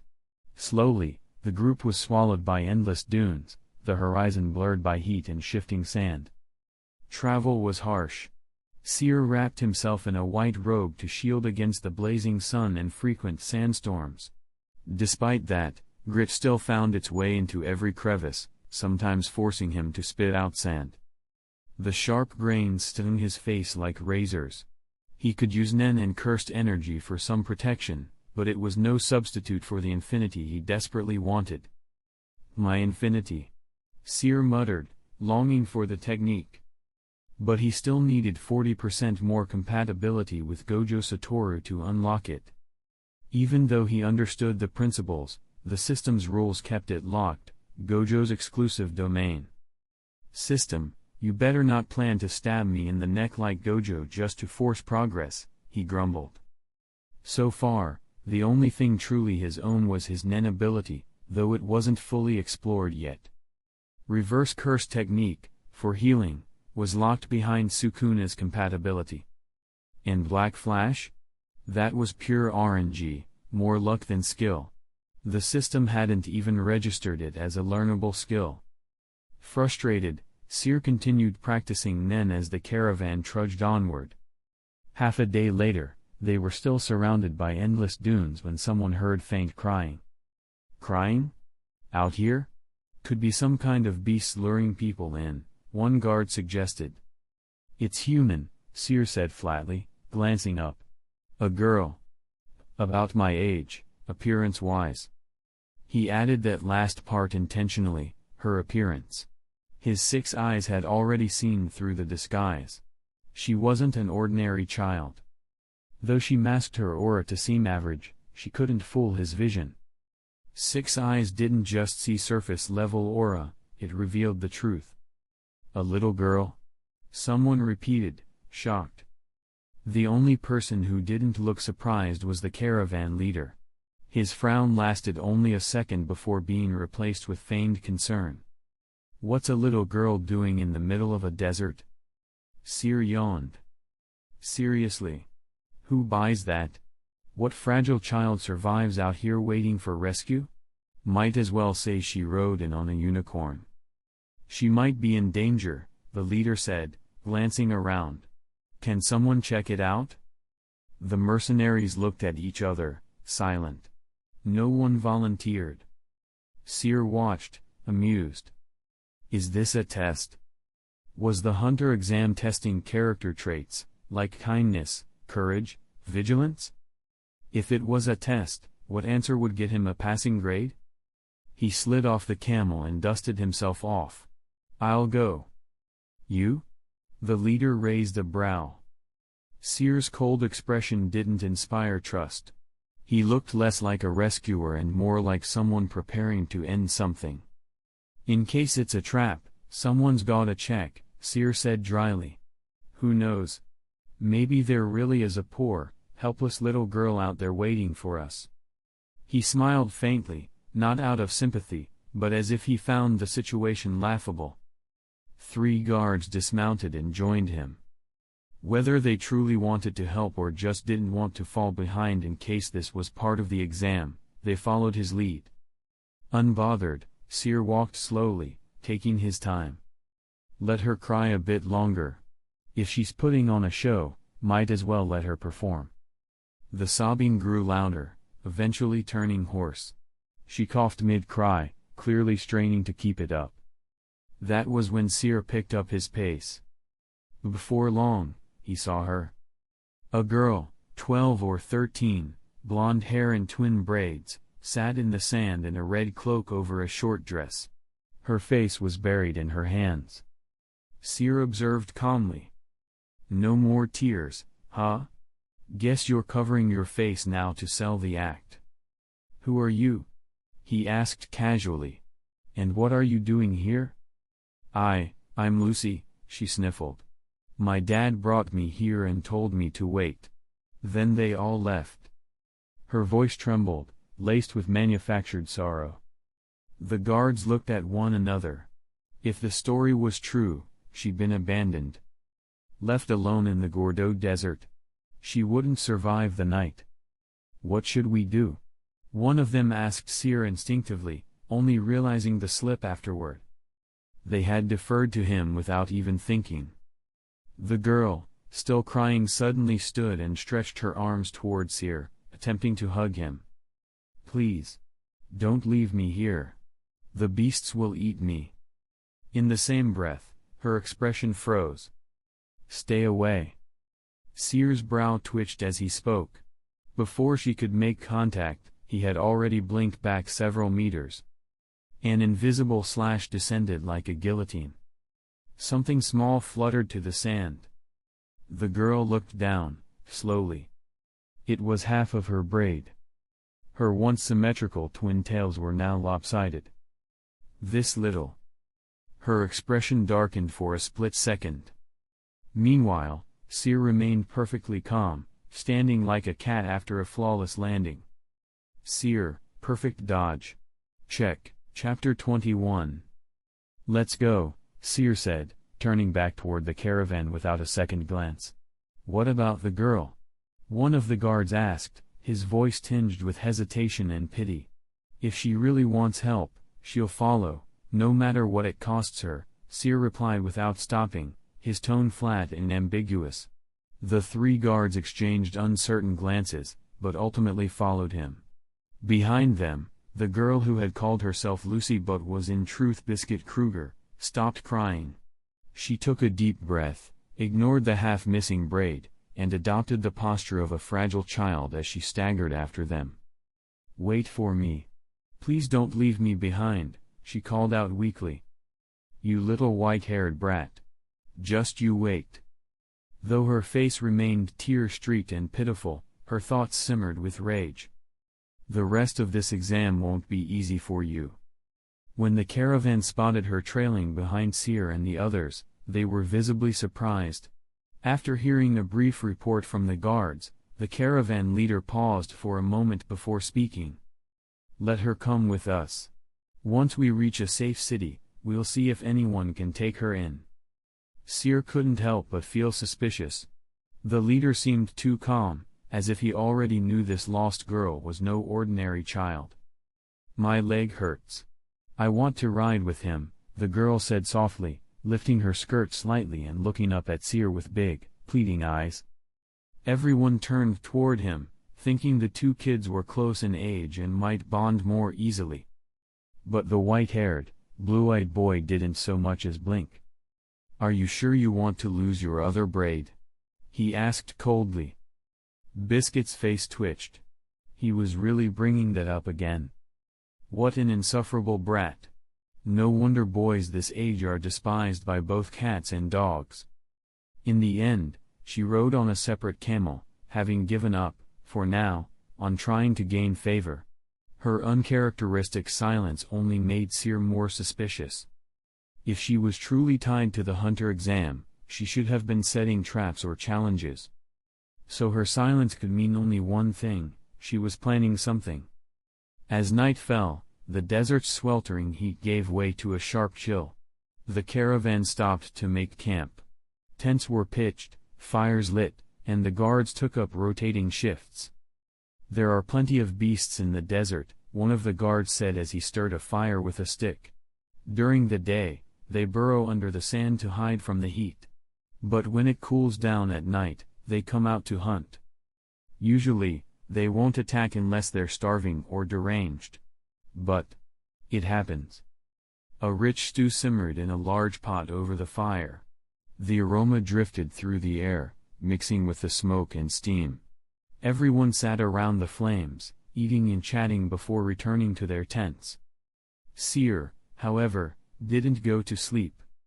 He didn't intend to sleep in a tent with the others, and he doubted anyone would sleep peacefully tonight. Instead, he sat some distance from the camp under the pale moonlight, calmly experimenting with his Nen ability. The 24-hour cooldown on his draw had reset. With so many potential test subjects nearby, it was the perfect time to experiment. He already knew who his first test case would be: the golden-haired girl whose braid he'd cut off. "Wheel of Law," Seer murmured. The glowing disc appeared before him again, eerie blue and shimmering with cards whose faces were still obscured. He reached out and drew 3 at random. As soon as he did, the wheel vanished. Reversed Devil, debuff card. Upright Moon, buff card. Reversed Hanged Man, debuff card. There were no countdown timers yet, meaning he still had time before they auto-activated. Now, let's test the limits. Seer eyed the camp in the distance. He first tried targeting someone from 300 meters. No effect. He moved closer, 200 meters. Still no response. At 100 meters, nothing. Finally, he sat cross-legged and extended his circle to a radius of roughly 20 meters, enveloping several nearby tents. This was his current max range, far more than most Nen users could manage. Inside one of the tents, Biscuit immediately sensed it. Her eyes snapped open.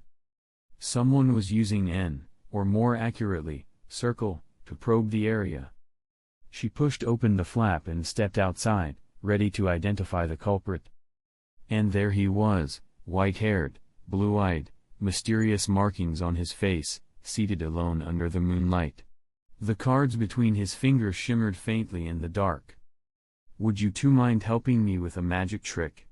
Seer asked the 2 nearby guards, his tone gentle but firm. "Whatever happens, please stay silent." The guards looked at each other and nodded quickly. They didn't want to provoke him. With a flick of his wrist, Seer tossed the 2 cards forward. They vanished in a flash of light, absorbed into the guards' bodies. "Success," he murmured. "So, it works only within circle range." Suddenly, one guard found himself shackled by thick, ethereal chains. The other was completely frozen, immobile, like a statue. "What the hell?" The bound guard struggled, but the more he moved, the tighter the chains wrapped around him. "It's just a little game," Seer said coolly. "It'll wear off by tomorrow." He turned to the second guard. The man remained perfectly still, as if time had frozen around him. Reversed Devil, Effect 1, Binding Chains. Reversed Hanged Man, Effect 1, Immobilization. Both were crippling effects in combat, and excellent for field testing. Biscuit stepped closer, inspecting the chains with narrowed eyes. "Quick breather. Fun fact, I'm currently making this at 2 a.m. while running purely on vibes and microwave food. Also questioning my life choices. Alright, enough talking, back to the fanfic." Chapter 22. "Wanna see if you can break it?" Seer asked with a teasing lilt, watching the golden-haired girl toy with the shimmering chains wrapped around the guard. His lips curled into an amused smile. Biscuit Kruger stiffened, caught off guard. "What's with this brat? Did he see through my disguise? No way. I've perfected my aura suppression down to the finest leak. There's no opening. He must be bluffing." "Oh, you're so mean. I'm just a frail little girl," she squeaked, covering her face dramatically and stomping her foot in a huff. Seer's smile vanished on the spot. He had just activated his only buff card, Upright Moon. One of its effects, Reveal Illusions, allowed him to pierce false appearances. Before his eyes, the delicate, tearful little girl morphed into a 2-meter-tall, muscle-bound adult woman whose physique rivaled Yuvagin's. Her sharp features bore a hint of age and irritation. And now, that same towering body was trying to play coy. Seer blinked slowly. "I'm going to puke," he muttered coldly, and then, in a flash, disappeared without another word. "This damn brat." Biscuit clenched her fists, her knuckles popping as she grit her teeth. "Calm down. He's just a child. Immature. Insensitive. A complete little bastard." Still, the chains in her hands creaked under her tightening grip. With the faintest effort, she cracked them. Realizing her slip, she quickly let go, stepping back into the persona of a vulnerable little girl before quietly vanishing into the night. "Just as I thought," Seer murmured from a short distance away, his 6 eyes having captured the moment clearly. "She can break them." Biscuit's aura shone like a beacon in his vision, an unmistakable signal of strength. That confirmed it, his binding chains could be overpowered by individuals with nen stronger than his. Same for the immobilization effect from Reversed Hanged Man. Unfortunately, once a card's effect was activated, it couldn't be cancelled. That restriction appeared to be hard-coded into his ability. Another known limit: the cards could only be applied to targets within his N range, currently about 20 meters. Thankfully, N could be expanded with practice. No invincible abilities. Just creative users. That was the golden rule of Nen. Seer lay back against the cold desert sand, clasping his hands behind his head as he gazed at the stars and quietly honed his Nen control. His 6 eyes painted the world in a constant stream of vivid data. Beneath the sand, insects, rodents, and serpents stirred. Even the plants breathed with subtle life. Compared to an eagle's famed eyesight, his perception was absurdly sharp, 360 degrees, crystal clarity, even through solid barriers. But the information flow was so overwhelming that simply keeping his 6 eyes active often resulted in nosebleeds. To manage it, he maintained a high iron diet, mostly beef, and still feared he might collapse from blood loss. Even now, he pinched his nose shut as he locked onto a conspicuously powerful life force nearing the camp, accompanied by several smaller presences. Biscuit again. She was herding desert beasts toward them. Among them, a towering, fox-like creature with oversized ears, nearly 2 meters tall. A sand-colored rattlesnake over 3 meters long, hissing and coiling with menace. A sleek, 6-eyed desert cat with fangs and claws suited for tearing through bone. All of them were sprinting toward the camp, as if fleeing some greater predator, her. Let's see what you can do, she whispered with a smile. Seer remained where he was, still reclined, until a dramatic, high-pitched voice shattered the calm. Beasts are attacking. Ryomen. Of course. He sat up, already spotting Biscuit putting on a masterclass in overacting, shrieking and flailing as tents were thrown open in panic. The sandstorm whipped through the night, stirred up by the beast's charge. Visibility dropped, and the wind slashed at exposed skin. Prepare for battle. Take out the snake's head. The fox's weak spot is the eyes, aim there. The striped sand cat. Go for the belly. The caravan leader's booming voice cut through the chaos, directing the guards. Gunfire rang out. Swords clashed against hard scales. Shouts and panic spread through the camp. Seer calmly moved the 2 guards he'd used for card experiments out of harm's way. No need to let them die accidentally. Oh, how terrifying. Biscuit squealed, eyes darting toward Seer. She staggered toward him theatrically, cloak fluttering behind her like she was in a tragic opera. Save me. Please. The beasts followed her lead, gaining speed as they honed in on her and Seer. This again? He thought, already knowing her goal. She wanted to draw the chaos into his area. But the moment she came within 5 meters, something shifted. Seer remained seated, utterly relaxed, his expression unreadable. Biscuit's instincts screamed. She jumped back, hard. A breath later, a yawning gash tore open the ground where she just stood. Had she stayed, she would have been diced into ribbons. The beasts behind her weren't so lucky. They ran straight into the trap, vanishing into arcs of slashes and sprays of blood. The serpent's massive, severed head rolled to a stop just 3 meters away from Seer. Its blank, lifeless eyes stared into nothingness. Nothing, absolutely nothing, had been able to penetrate the invisible boundary around him.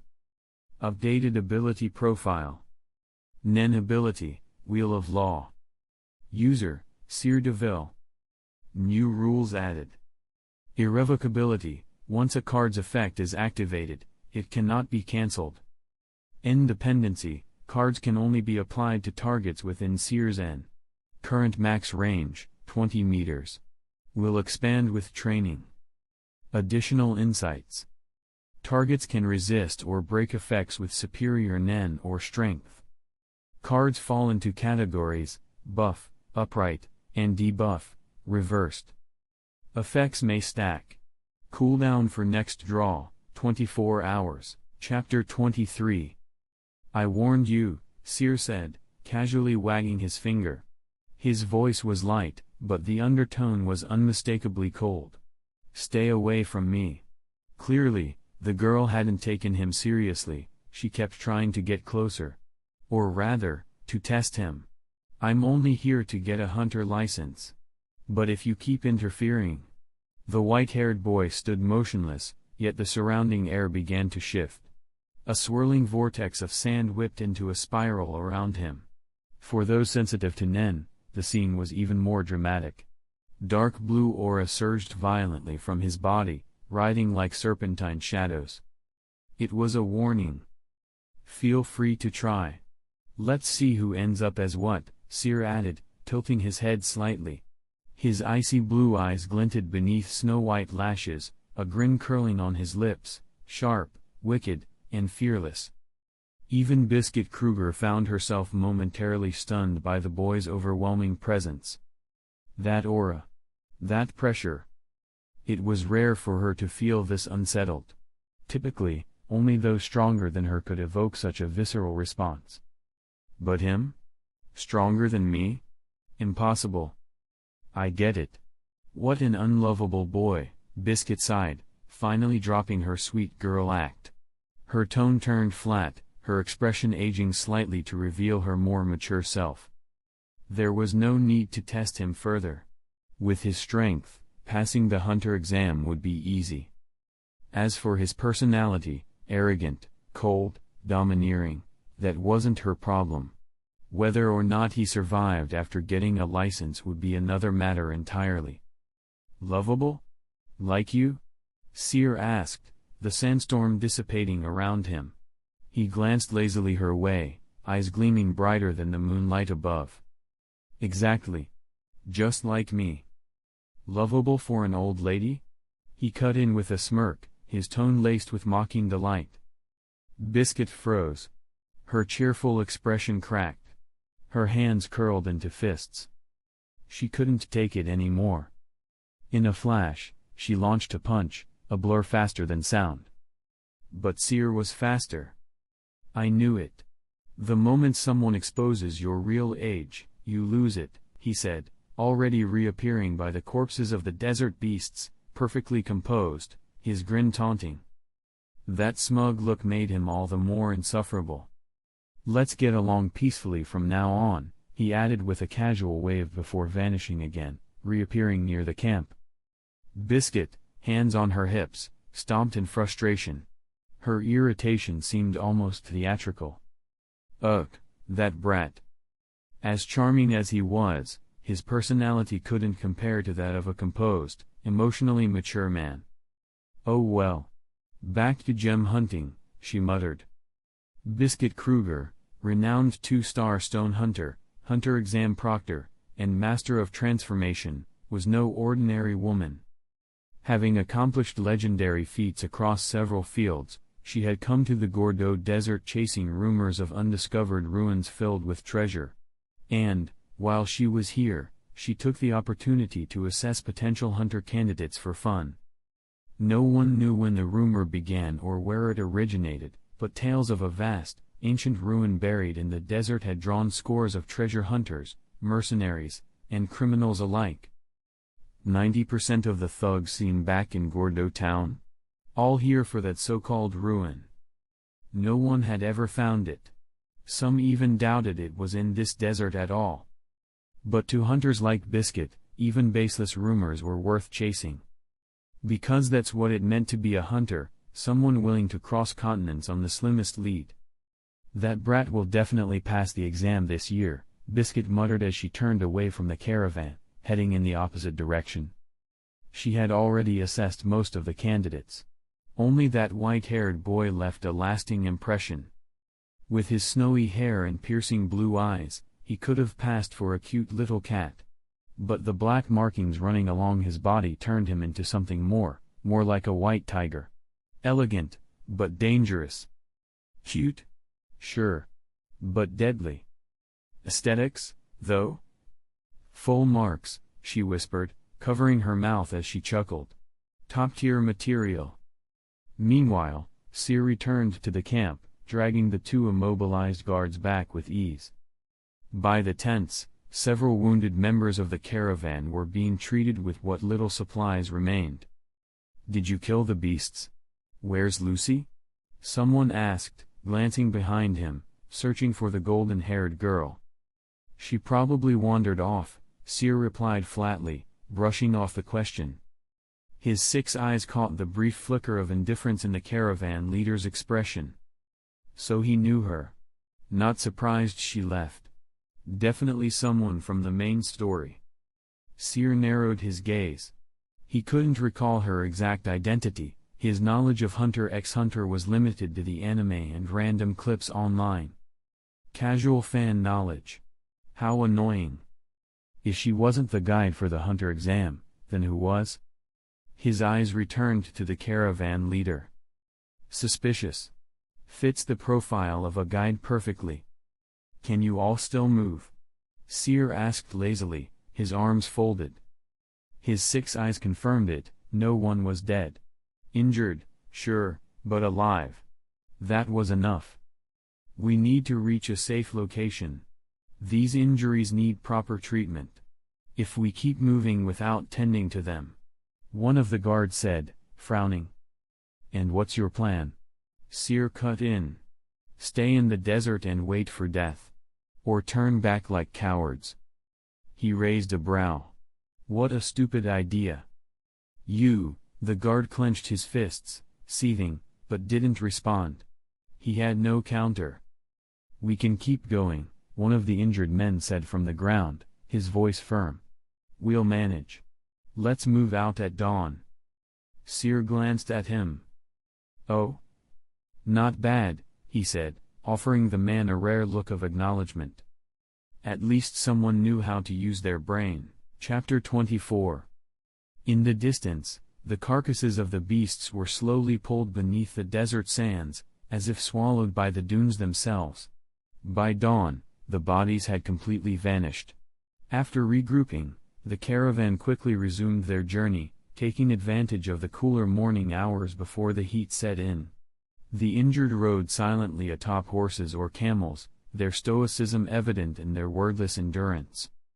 As they passed through the site of the beast's defeat, a trail of footprints marked their path. A gust of wind swept over the sand, briefly revealing skeletal remains beneath the surface, only for the dust to quickly reclaim them, erasing all trace. Seer lay sprawled over a camel's hump, eyes shut, a steady stream of blood trickling from his nose. The human brain is a mysterious frontier. Most people use only a fraction of its capacity, but the constant influx of data from the six eyes wasn't just informational overload, it was a full-scale assault. The sheer volume of sensory input was pushing his brain to evolve, forcibly expanding its capabilities. But should that evolution stall, his mind might collapse under the weight. Even trying to empty his thoughts brought no peace. As long as the six eyes remained active, rest was impossible. Still, he adapted, somewhat. Early on, nosebleeds occurred every hour.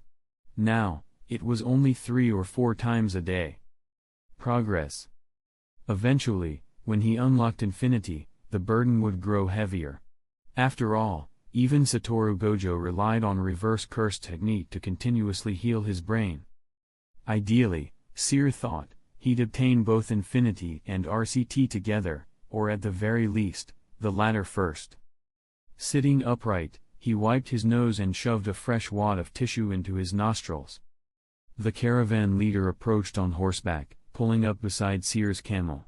With his usual cheery smile, he struck up conversation. "How are you holding up? Must be getting dull out here in the desert, huh?" Seer cracked one eye open, his expression unreadable beneath his drowsy demeanor. "You're really bad at reading the room," he muttered, voice slightly muffled by the tissue stuffed up his nose. "Ah, tough crowd," the leader chuckled, adjusting the black band on his wide-brimmed hat. "Say, what's your plan after we make it out of the Gordo Desert? Got any big goals?" Ah, there it was. Like a job interview, why do you want to join our company? Where do you see yourself in 5 years? The kind of question that practically begged for a rehearsed, motivational speech. Seer remained deadpan. "I'm planning to take the hunter exam. No idea where it's being held, though." The leader feigned surprise. "You? The hunter exam? That's impressive. But I've heard the mortality rate's pretty high. Aren't you worried, kid?" His face shifted into one of exaggerated concern, though his eyes stayed sharp, watching for a reaction. A grin spread across Seer's lips, slow, deliberate. "Worried?" His tone turned amused. "That the death rate isn't as high as they say?" He leaned forward slightly, his half-lidded gaze locking onto the leader's. The black markings on his face shifted subtly with his smirk, adding an unsettling depth to his expression. A holy color palette paired with devilish tattoos, a boy who straddled the line between angel and demon. Those piercing blue eyes shimmered with hypnotic allure. And something much darker beneath. The leader's smile faltered for just a moment. "Why don't you tell me everything you know?" Seer asked, voice soft but pointed. Caught off guard, the man laughed awkwardly. "Ha ha. Well, then, what's your reason for becoming a hunter?" "Because a hunter license is useful," Seer replied plainly. "You get visa-free access to most countries, free use of public facilities. Seems like the perfect travel pass." He said it with such casual conviction it was impossible to argue. And he wasn't wrong. I plan to travel the whole world, he finished, tone still calm, still confident. The leader nodded slowly, seeming to accept the answer. Pass? Not pass? No reason to deny him. So, Seer continued, shifting slightly in his saddle, how often does your caravan cross this desert? Deliveries like this? Once a year, the leader replied, glancing at the crates behind him with satisfaction. Once a year, huh? Seer repeated thoughtfully. So was the hunter exam. Coincidence? Probably not. And how long does the trip take? Usually about a week. Got it. Seer's gaze sharpened as he looked the man over again. You're a hunter, aren't you? The leader blinked. The question hadn't been aggressive, but the certainty behind it was undeniable. You caught me, he admitted with a shrug. How'd you know? I looked at you, Seer replied with a lazy yawn. Now hurry up and tell me what the next test is. I'm bored. The man opened his mouth to respond, then paused. His head turned toward the horizon. A dark wall was rising behind them. A sandstorm. A massive one. Sandstorm incoming. Secure the cargo. Move faster, he shouted, this time with genuine urgency. Winds howled across the desert, stirring sand into a blinding torrent. Horses whinnied. Camels stumbled. Visibility dropped to nothing. The roaring cloud of yellow engulfed them before they could do a thing. Seer made no move to resist. Neither did the leader. This is part of the test, Seer thought calmly, even as the world disappeared into chaos. His mind stayed clear, calculating, focused. Let it come. Chapter 25.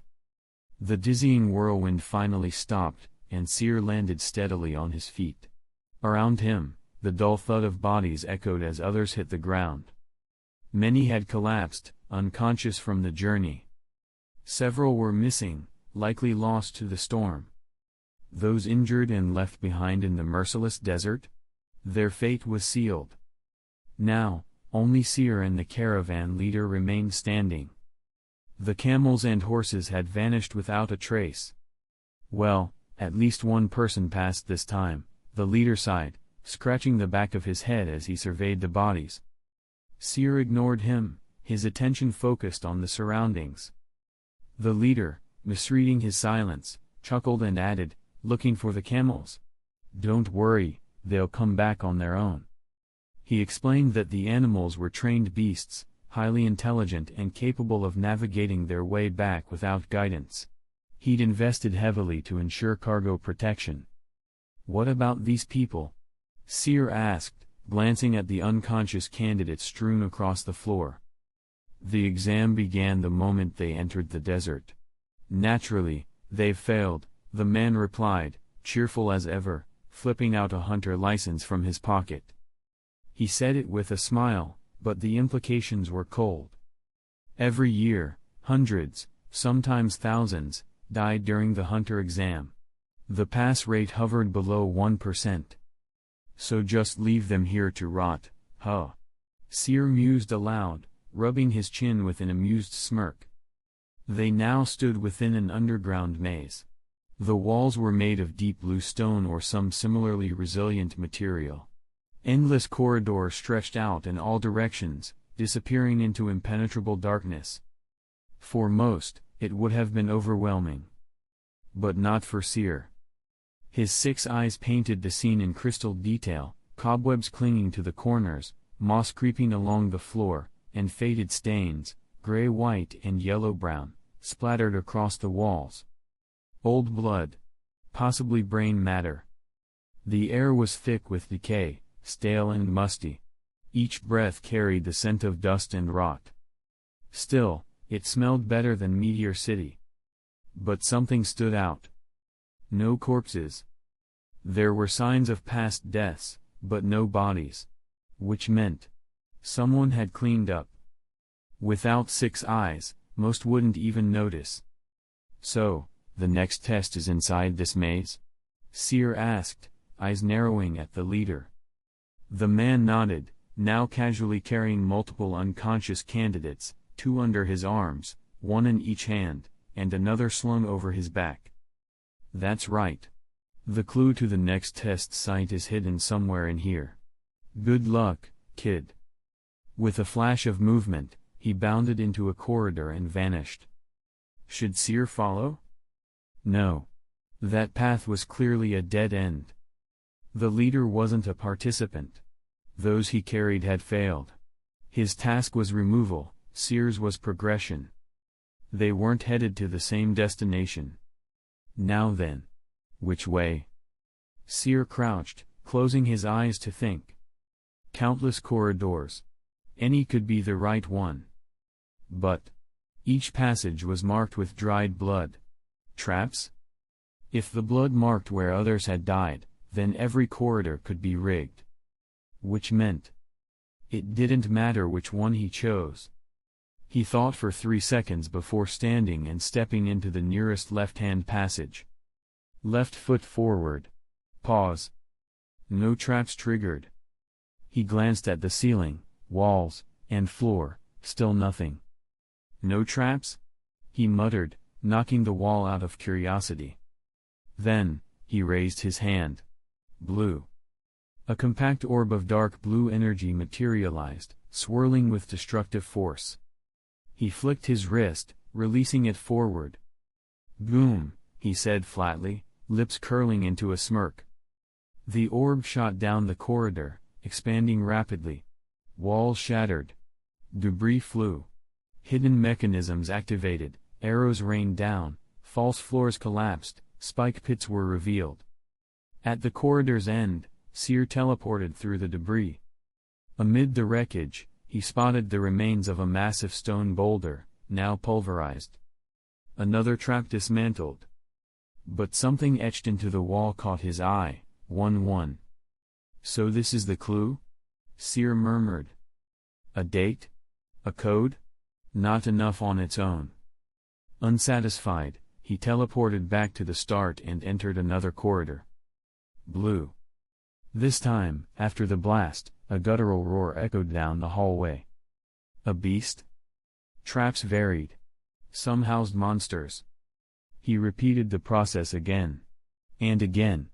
And again. By the time he was done, every corridor in the maze had been obliterated. The results? 3 clues. 1-1. Banato. Ijin. What's this supposed to mean? He pulled out the world map Sid had packed in his bag, painstakingly detailed, as expected. Banato was a port city on the Yorbian continent. Ijin, misspelled earlier as Asian, referred to a region within the Kakan Empire, located on a different continent. So, Banato first. Then a sea route to Ijin. And 1-1? January 1st, he guessed. Maybe the exam site opens on that day. Everything was beginning to fit together. Step 1, reach Banato. Step 2, find transport to Ijin. Step 3, reach the final test site. Guess the next test involves picking the right ship, Seer mused, casually dabbing away another nosebleed with tissue. As for leaving the maze, none of the corridors led out. Only the path the leader took. Which meant following him from the beginning would have spared the effort, but at the cost of missing the clues.